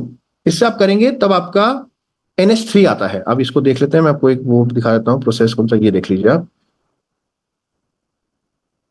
ये आपका हाइड्रोजन आया, हाइड्रोजन को आपने एटमॉस्फेरिक नाइट्रोजन से निकाला तो आपको NH3 आ जाता है, NH3 आ जाता है।